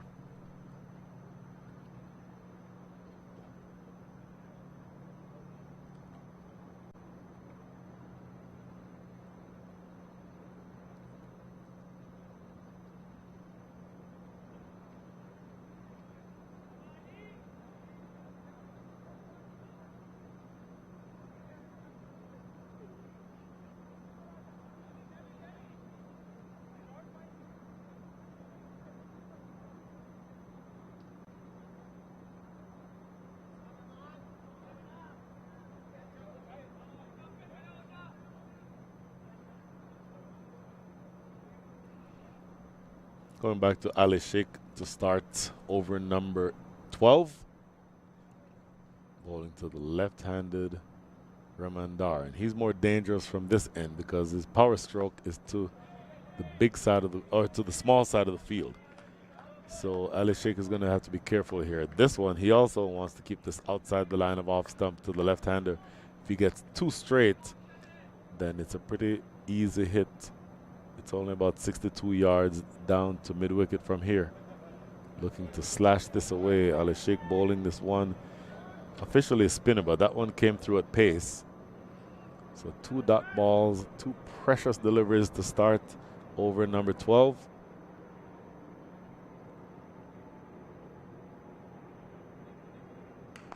Straight down the ground. Roman Reis has some work to do, but he'll get there easily. That's just a single. Brilliant bowling here by Ali Sheikh. Immediately you see the 2 fielders run back into the deep. There is a deep long, in fact there's a deep square leg and a deep mid wicket. That is Nush Kenjiga out there at deep mid wicket. And so you don't want to serve up a ball, a hit me ball, but essentially you're trying to tempt Smith Patel to play into the leg side. So let's see exactly where he bowls this one. Strokes it down the ground, should just be a single. Bit of a fumble by Naman Anwar, but he's able to pick up with not much trouble. So what a good over this is for Ali Sheikh so far. 2 balls remaining here in over number 12. He's only conceded 2 runs. So this is a great start for him. And here we see the fact that Ramandar is now on strike. Good, full and straight. Just a single. And singles absolutely will not do it from here if you are the Xforia Giants. That required rate now up to 14.45. 1 ball remaining here in over number 12. What does Smith Patel do here? He has 46 against his name, and I think he's going to want to be looking big here. Full and straight again, driven down the ground. This is again going to be Roman Reis. Pretty simple. Down the ground. In fact, Roman Reis, who is left-handed, underarms a right-handed throw back in, because he knows that an over where only 4 runs are conceded is manna from heaven for the Dallas Mustangs. The Dallas Xforia Giants are in further and further trouble. They're over 100 now, 106 for 4. They need another 117 in 73 balls. We'll be right back. आ गया है Lakshmi basmati rice को घर लाने का। Lakshmi extra long basmati rice. इसका हर दाना हो इतना लंबा, पकते हुए महके और प्लेट पे क्या खूब खिले। हाँ, मेरे घर लाने का।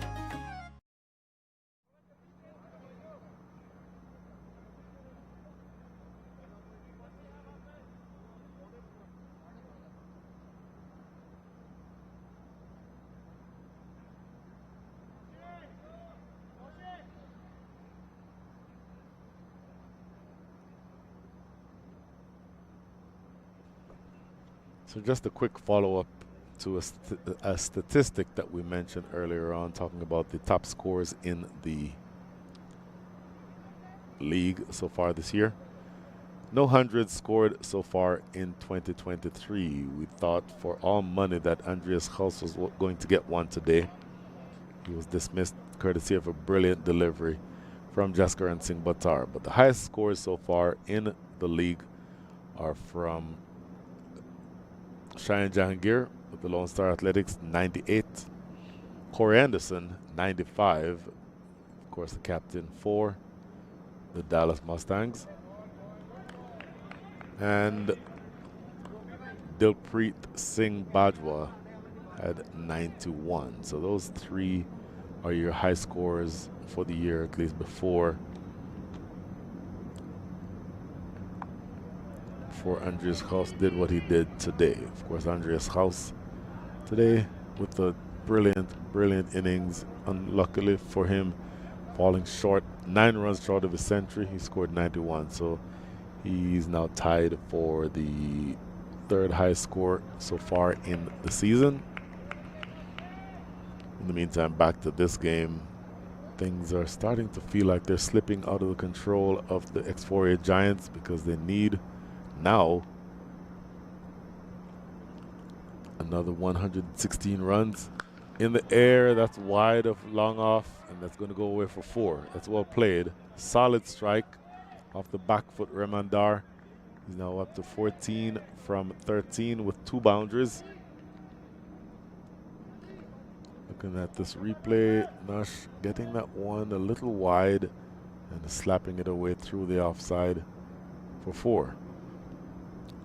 Ehsan Adil doing the fielding there. Good delivery, full and straight. Can't get that one away. Good comeback delivery from Nash Kenjige.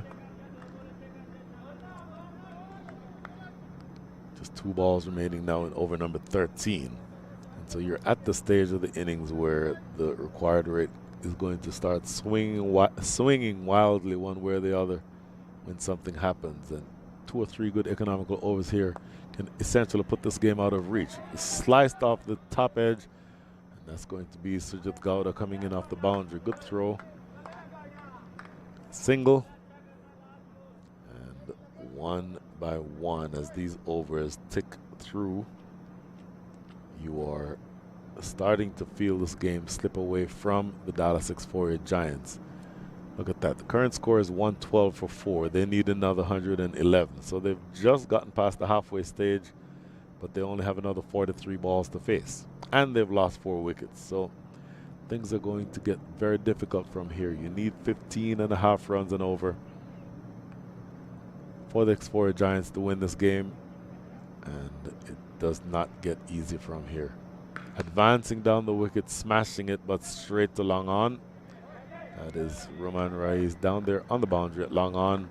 So yet another single. 7 runs coming from the over. Once again, tightening the noose of the Dallas Mustangs. The Dallas Xforia Giants are 113 for 4.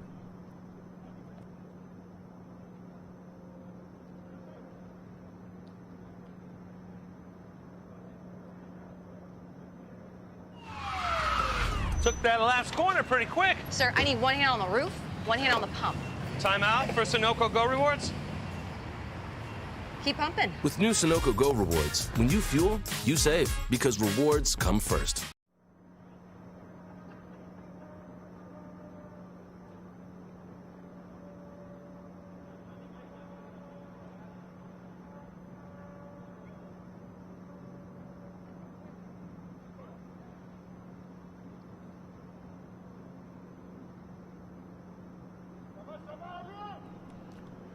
You'll see the over by over charts. Those blue blocks get much taller towards the back end of the innings. And this ball going down the leg side. Ali Sheikh Bowling it a little straight, but he gets away with it because it's being hit to the big side of the ground. So 2 more runs. And in fact, Smith Patel is now up to 50. 51 from 36, 5 4s and 2 6s. You get the sense that he might be fighting a losing battle here because you're getting further and further away from the target. Down the leg side again, Ali Sheikh bowling to his plan. Getting that ball on the leg side, getting Smith Patel to hit into that big side, and he's able to restrict the runs that way. It's relatively smart bowling because you're trying to get the batter to hit on that side of the field, and unless you're able to clear the fence, it's actually an intelligent way of keeping the runs down. So 3 runs to go from, or 3 runs have been scored from the first 2 deliveries of this innings, of this over, my apologies. Ali Sheikh slapped straight. I think that might have been deflected by Ali Sheikh himself, putting that hand up on the follow through. And in fact, there you see him looking at his finger. So I think that straight drive might have just been deflected. And I think he might have saved 3 runs. Look at this, a strike right back at him. And there, yeah, that came off the finger, and that slowed the ball down enough that that is going to be Rishi Ramesh down at long on, who's able to prevent that from going, in fact, long off for the lefty. Prevents that ball from going for boundary. So, 4 from the first 3. Now bowling to Smith Patel, pulling straight. That's struck away for 4. That's a good looking shot. Hamad, in fact, that is feeler inside the circle. In fact, that does look like Hamad Azam was not able to stop that one from going through. Standing at extra cover. Once it gets past him at extra cover, Hamad Azam is not able to prevent it from going away for 4. You see on the replay, it struck firmly and right to past the keeper, past the captain. Once it gets past the captain, always going to run over for 4. Advancing down the track and going big. I'll tell you what, a lot of big 6s have been hit in that direction today. I don't know that that's not the biggest of them all. Advancing down the track, taking it on the half volley, and going huge over long on. Just skipping down Smith Patel and meeting this one on the half volley, and it sails out of the ground for what may be, and this is saying a lot, the biggest 6 of the day. So all is not lost yet if you're Smith Patel. You know, up to 62 from 39, 6 4s and 3 6s. And a long way to go, but psychological barrier has been crossed. You're now needing less than 100 runs. Another 96 needed in the next 37 balls. Is it a steep climb? Absolutely. Is it easy? Absolutely not. But you have put yourself in the position where you have a fighting chance. And so what you're going to have to do from here is restrict the runs as much as possible if you're the Dallas Mustangs. But for the Xforia Giants, I said a lot is going to depend on Smith Patel. And it seems like he is equal to the task because 62 from 39, a strike rate of 159 indicates that he's certainly looking in that direction and looking to push on, given where he is right now and knowing what the resources are that are behind him, which is to say not many of them at all. In fact, looking at what Smith Patel is doing here, his strike rate for the season is 105.56. And his strike rate in this innings is 158. So he's striking it over 50 points higher than his strike rate for the season, which is an indication that he understands the urgency of the moment. They have to win these next 2 games.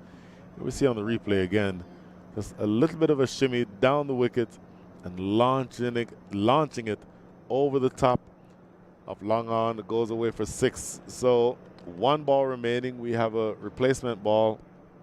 What is Ali Sheikh's response?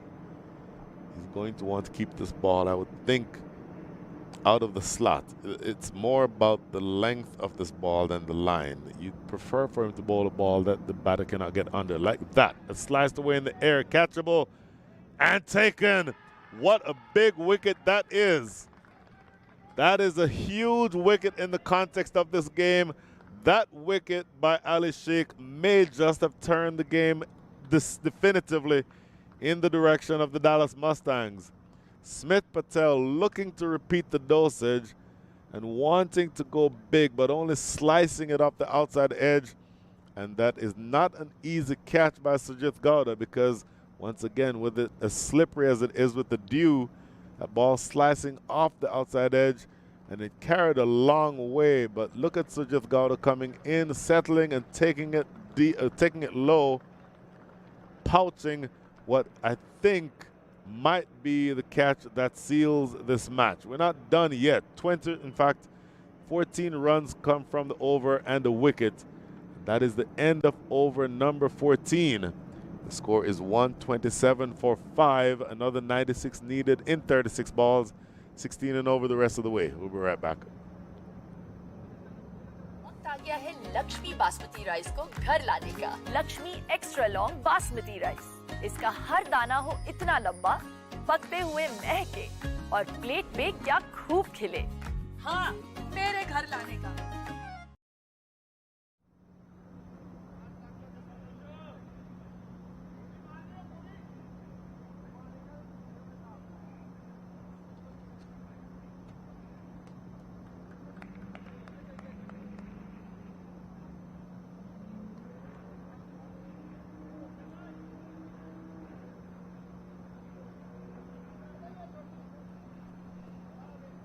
So Ali Sheikh with a big wicket that turned the match decisively in the direction of the Dallas Mustangs.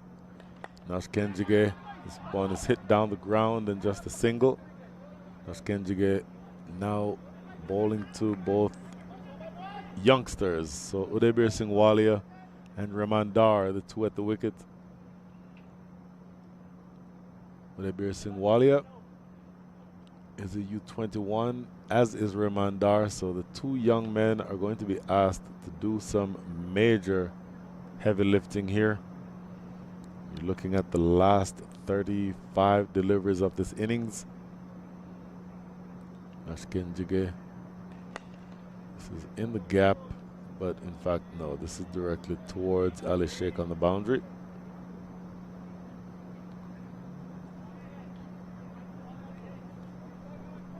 So singles are just not going to do it from here for the Xforia Giants. Udaybir Singh Walia with 1 against his name, and Rahman Dar 17 from 17. Rahman Dar, you would think, would now be the one who needs to try to attack, and that's exactly what he tries to do here. Lofts it in the deep, and it goes all the way for 6. So a good positive intent shown there by the young man, advancing down the track and lofting Nash Kenjige over wide long on. It goes all the way for 6. Look at him here, a little bit of footwork there to get to the pitch, and again he's hitting with the turn, so that's not a difficult strike. The better issue there is that he got in line with it to be able to play that shot. It's clipped away down the leg side. Should just be 1. Wanted to come back for the second, but rightly sent back. That's good work in the deep. So single, 9 from the over already. But again, that's the thing, that when you're chasing such a high total, is that you're in the situation where even an over where you've scored 3 singles and a 6, 2 balls to come, still has you behind your scoring rate, the required rate. From here you need 16.31 and over. And Nash Kenjige, even if you hit him for a boundary or a 6, he knows how to keep coming right back at you. So this is another single. So 31 balls remaining. What does Rahman Dar do off of this last delivery? Because Nash Kenjige has 1 ball remaining, is 2 for 35, 1 remaining in his spell. So this is the last that he'll see from the left arm bowler. So you would think that he's going to try to cash in off of this last ball, because Ali Sheikh bowling from the other end is essentially going to be bowling a fashion. He pushes it through more quickly and he's harder to get under. I would think that Remandar is going to be looking to attack to attack Nosh Kenjige from this last ball. So here's that last ball. Very good delivery. Yorker drops him to his feet. Good dot ball to close things out here in over number 15. The last 30 balls coming. The score is 136 for 5.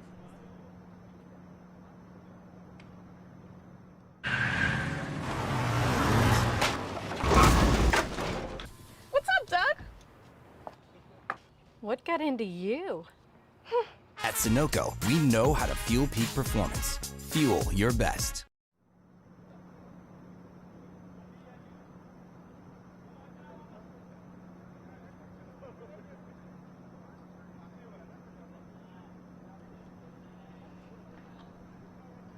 So the small matter of 86 runs to get in 30 balls.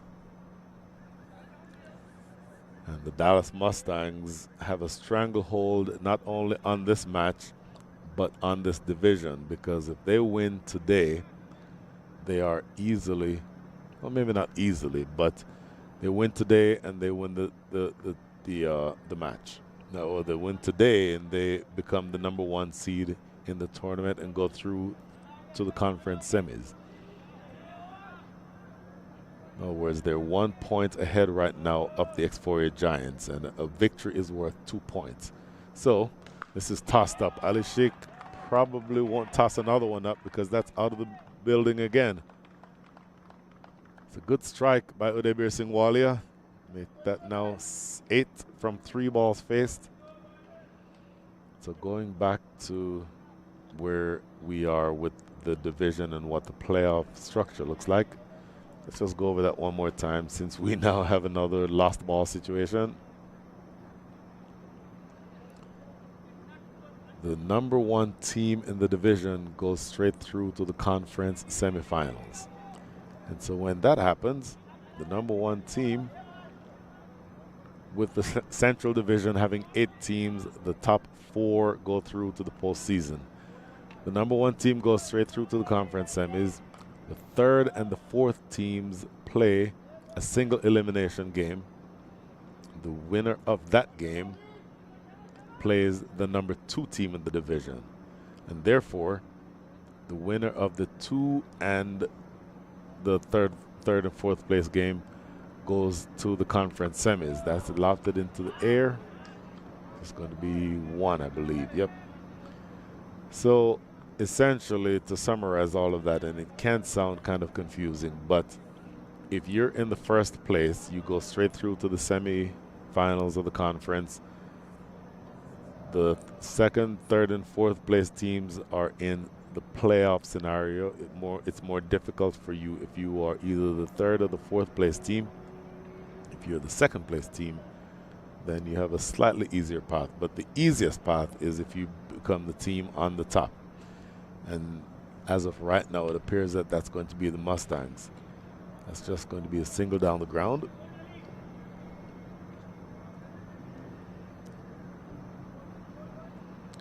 And yeah, with each of these singles, the job becomes that much harder for the Dallas Xforia Giants. 3 balls remaining here in over number 16. They have 146 runs, so they need another 77. They need them in 27 balls. So almost to the point where you need 3 runs off of every ball the rest of the way. Off the back foot, played into the covers that Hamad Azam, the captain. Those dot balls really at this stage of the innings make the required rate shoot upward.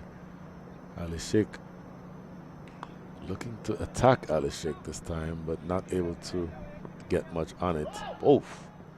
Very slippery. Keeper doing the work. They're running back from behind the stumps, Prathamesh Brawar. And does enough to limit the damage to 1 run. So 10 from the over so far. Ali Sheikh will have bowled better spells than the one he's bowling today. A little bit expensive, going for 9 and over. But if you're able to restrict the opposition to 9 and over when they need 18 and over, then you're doing perfectly well. Pulling straight, driven back to the bowler himself. That is the end of the over for Ali Sheikh. 1 for 35 are his figures, and the small matter of 76 runs needed for victory for the Xforia Giants from the next 24 balls.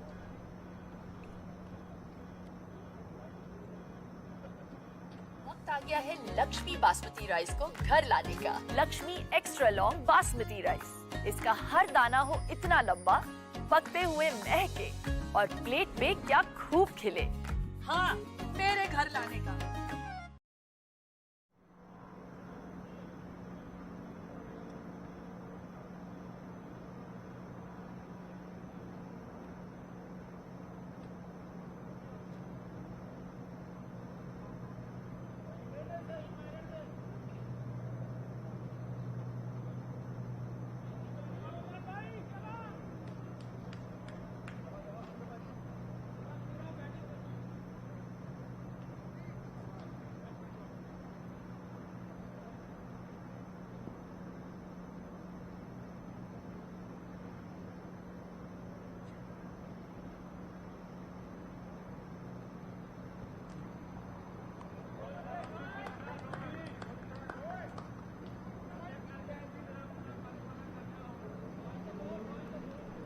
Going back to Roman Reyes, the opening bowler,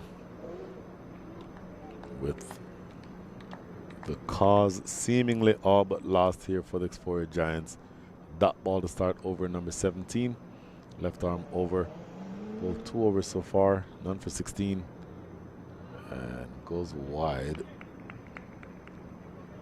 So the equation is pretty simple from here.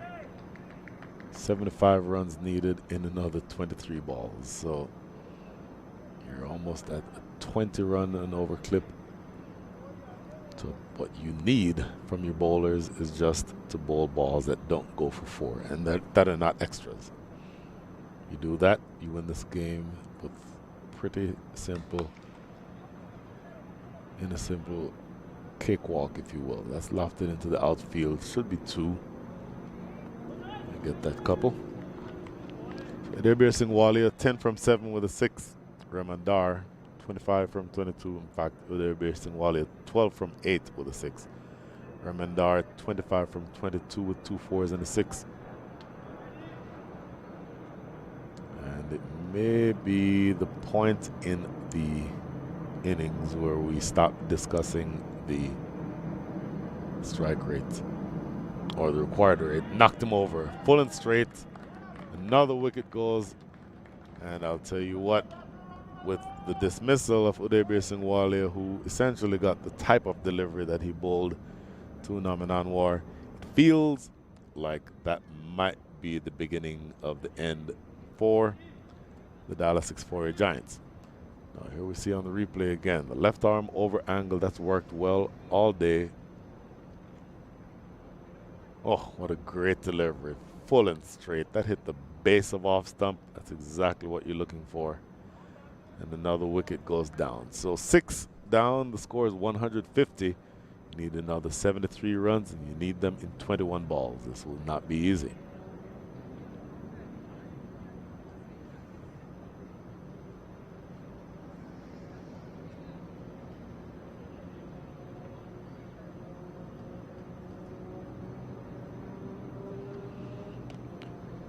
New batter is in, Jaskaran Singh Bhattar, big fast bowler.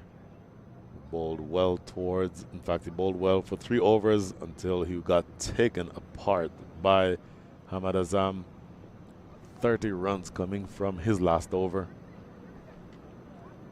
But all of that is in the past now, because he needs, in order to be able to get his team over the finish line, a whole lot of runs in very few balls. He needs another 73 in 21 balls. And it's mathematically possible. Is it realistic? Well, I would imagine, or I would argue, that it would be far from realistic. But that's why you keep playing. Jaskaran Singh Buttar is a big man. He's about the size of Hamad Azam. In fact, he may be physically stockier than Hamad Azam, so he can hit a long ball. Raymondar or Roman Reyes will be aware of that. That's lofted down the ground, just a single. Ali Sheikh in that exact area for that purpose.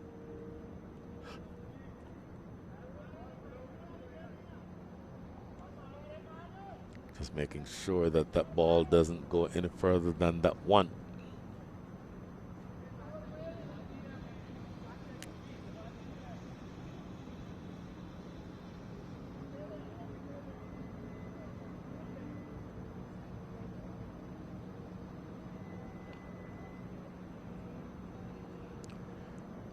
So that brings Raymondar back on strike. Facing up to Roman Reyes, looking to advance down the wicket and loses his leg stump. So this is all getting very familiar because the bowlers are doing exactly what Hamad Azam wants them to do. Raymondar, very honestly, had no choice because at this point you're looking for 23 runs and over, and it's probably very predictable the way this is going to end up. And so with that dismissal, 7 wickets are down. Really, the only thing to be considering now is whether or not this is going to go all the way. I don't know that that's going to be the case, but if it happens that they go all the way, batting all the way through to the end, you may have considerations regarding net run rate calculations. So what you don't want if you are the Xforia Giants is to get bowled out. You want to bat all the way through to the innings at least. In all likelihood, you lose this game, and so you're not going to be the top team in the league or in the conference, in the division. But there is something to be said for being the second best team, and don't forget that the third and fourth teams, the Michigan Cricket Stars and the Chicago Kingsmen, are within breathing distance of that second place position also. So you don't want to just completely throw away your chances here. Full and straight, that's a good delivery, and it's played into the offside. This is Prakash Patil, who is in at number 9. It's played away into the deep, and that is a single that ends over number 17, a successful over for Roman Reyes. At the end of 17, the score is 152 for 7.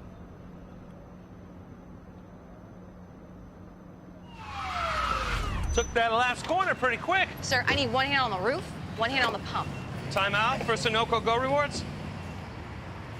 Keep pumping. With new Sunoco Go Rewards, when you fuel, you save, because rewards come first.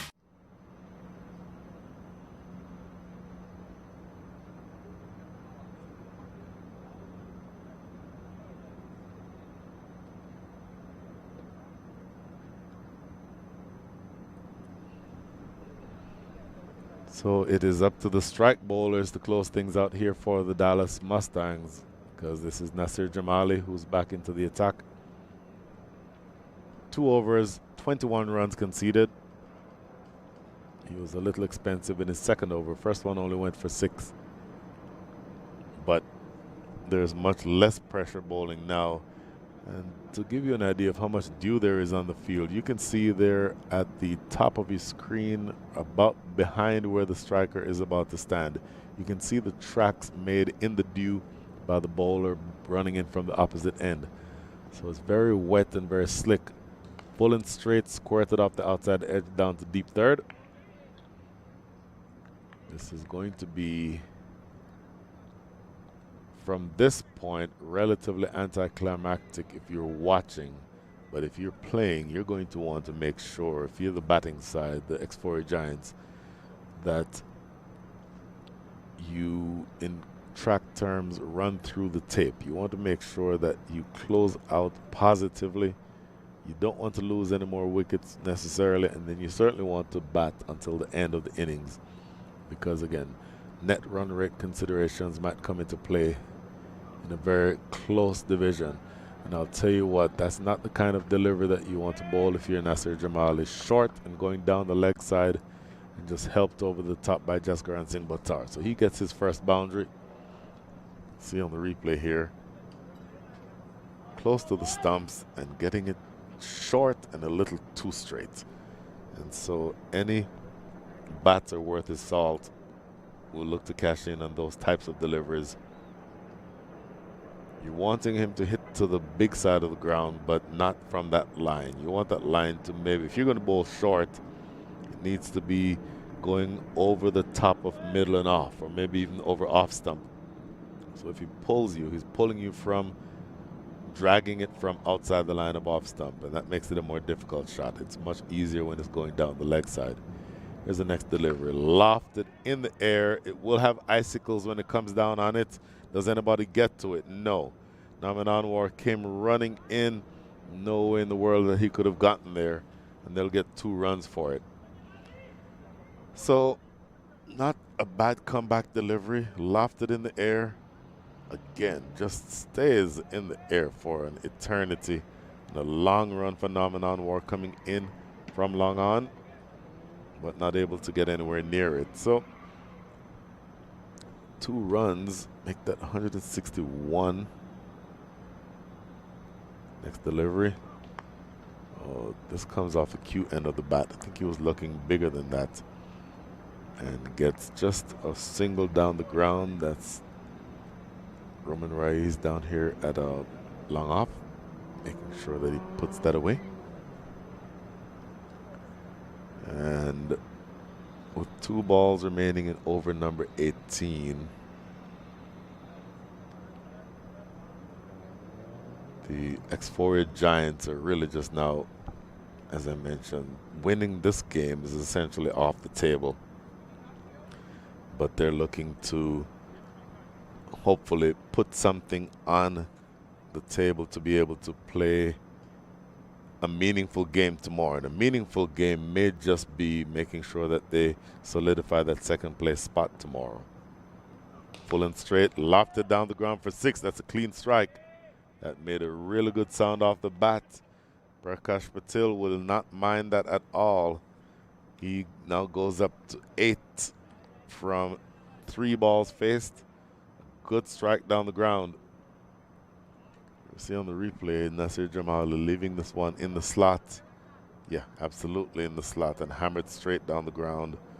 And this one coming right into your living rooms and there. So 1 ball remaining in over number 18. 14 runs coming from the over so far. Relatively inconsequential development given that you still need 57 runs from the next 13 balls, which is highly unlikely. Goes around the wicket now. Sliced away over the top. That's going to go for 4. Yep. Goes over backward point. And that is a boundary to close things out in over number 18. So a little bit of an expensive return to the attack for Nasir Jamali. In the context of this game, it doesn't make a big difference, but that will hurt his pride, I would think. Slicing it away over the top, off the outside edge. Certainly looking to play that more toward extra cover. But that is 4 and 18 from that over. So, end of 18, the score is 170 for 7.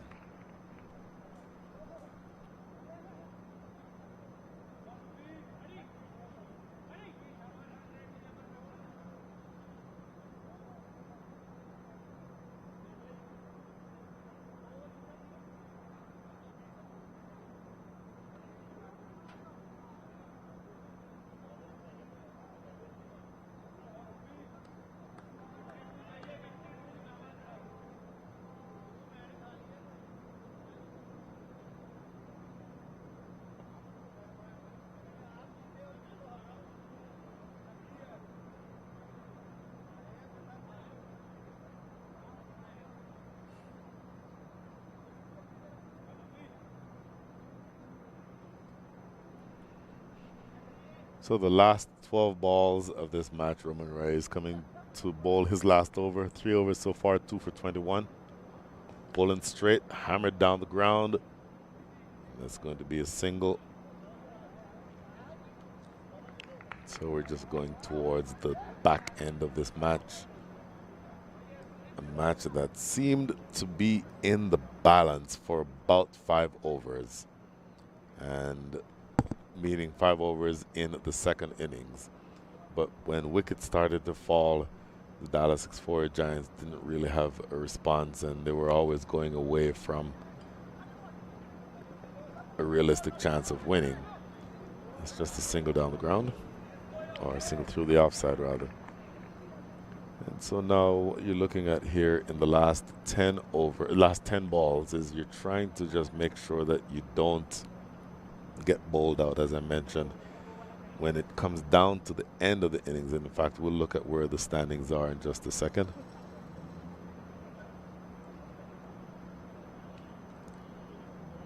Tries a scoop shot, doesn't work. I don't know that I've ever seen a big fast bowler try a scoop shot before. So the Central Division, as of right now, the Dallas Mustangs are on top, 6 wins, 2 losses, and they have 12 points. Xforia Giants are in second place with 5 wins and 2 losses. They have 11 points. With this victory, the Dallas Mustangs will be at 14 points, and the Xforia Giants will, of course, remain at 11.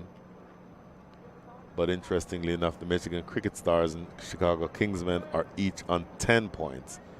And so you're going to want, if you're the Xforia Giants, to be sure to not lose 2 games, because you're going to lose tonight. If you lose tomorrow night, then you're certainly going to drop to you're probably going to drop to 4th place, because one of either the Michigan Cricket Stars or the Chicago Kingsmen is going to win, because those 2 teams are playing each other tomorrow. So one of them is going to go up, and if you lose both of your games, then you're going to end up being below either the Cricket Stars or the Kingsmen, depending on which of those teams wins. So we'll have a much clearer picture of the way that things are after the next. In fact, we'll know this by tomorrow. That is the end of over number 19. The score is 173 for 7, and the small matter of, I'll tell you in just a second, a small matter of 50 runs remaining for victory. So, final break for the day. We'll be right back.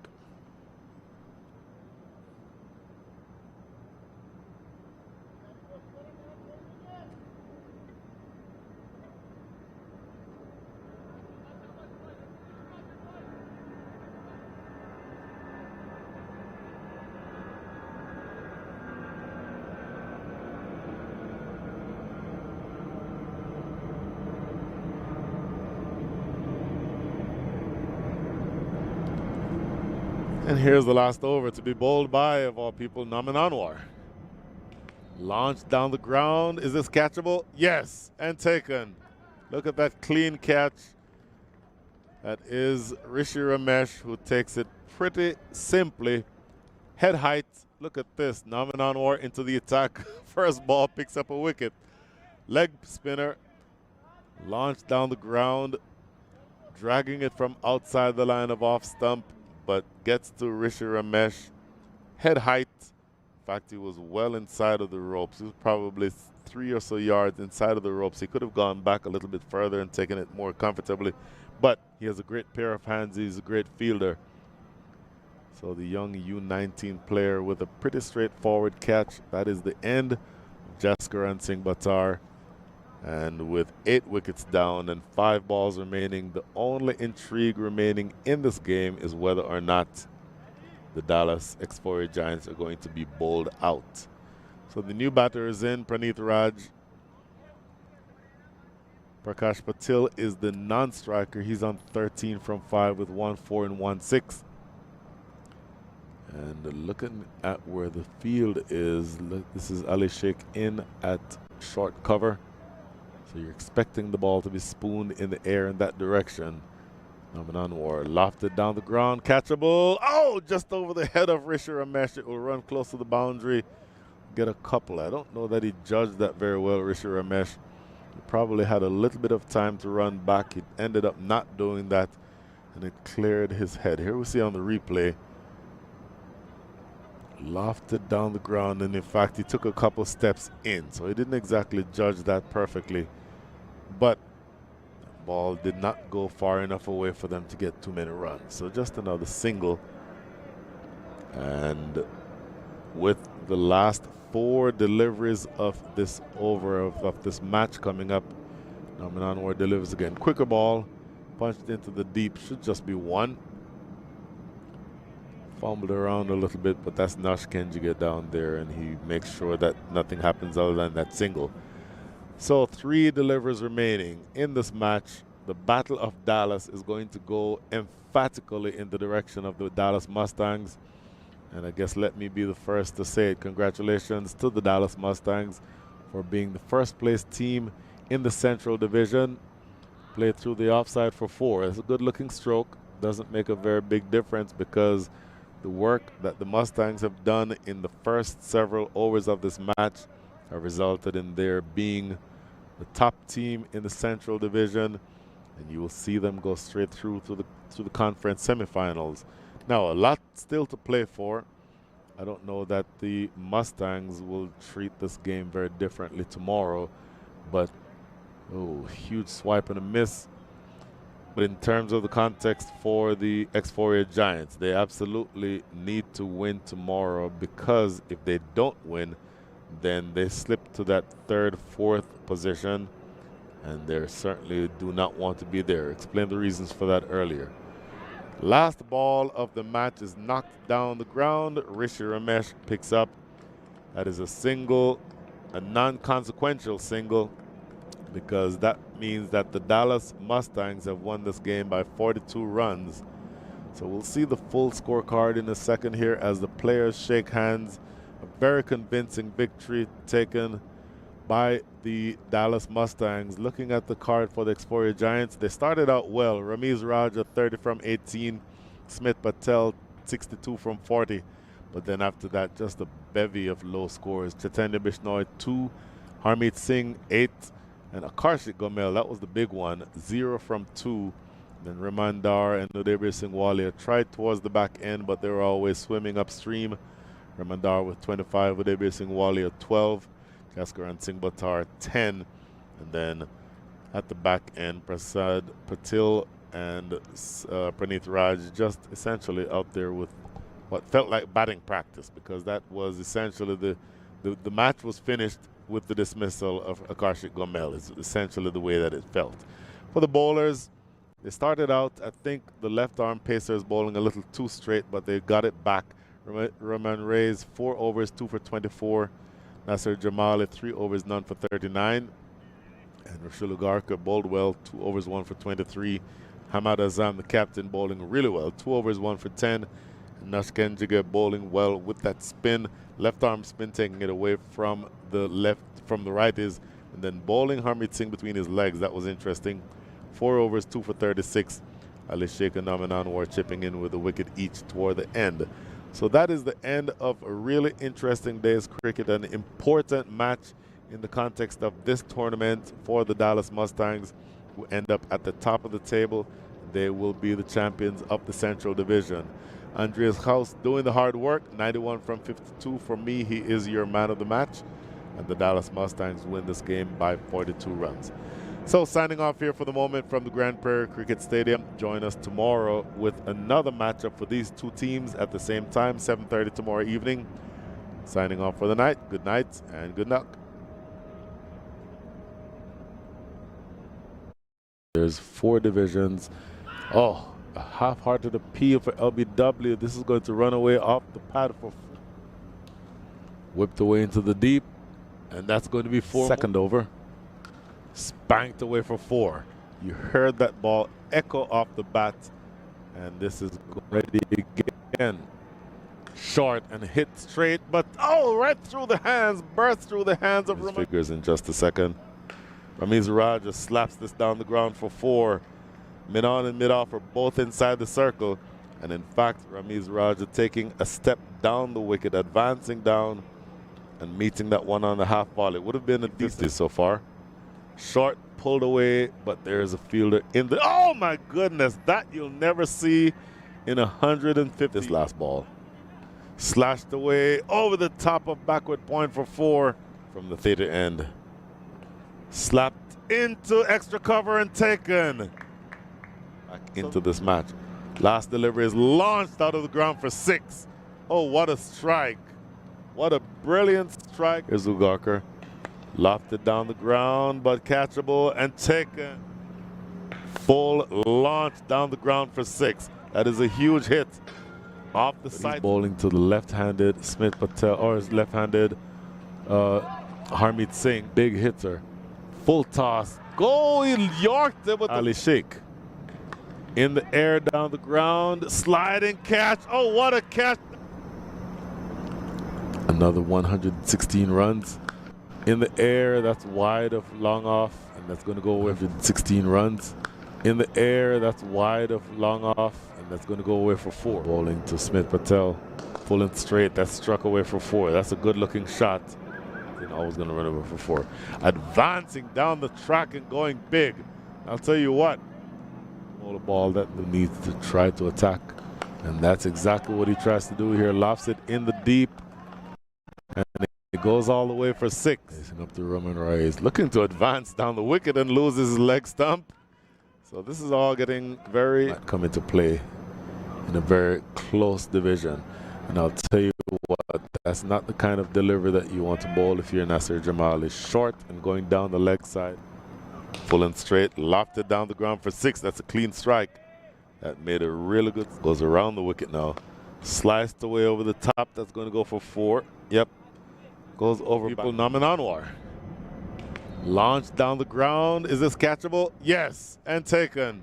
Look at that. First place team in the Central Division. Played through the offside for 4. It's a good looking stroke. Doesn't make a very big difference. Championship, brought to you by our 2023 partners.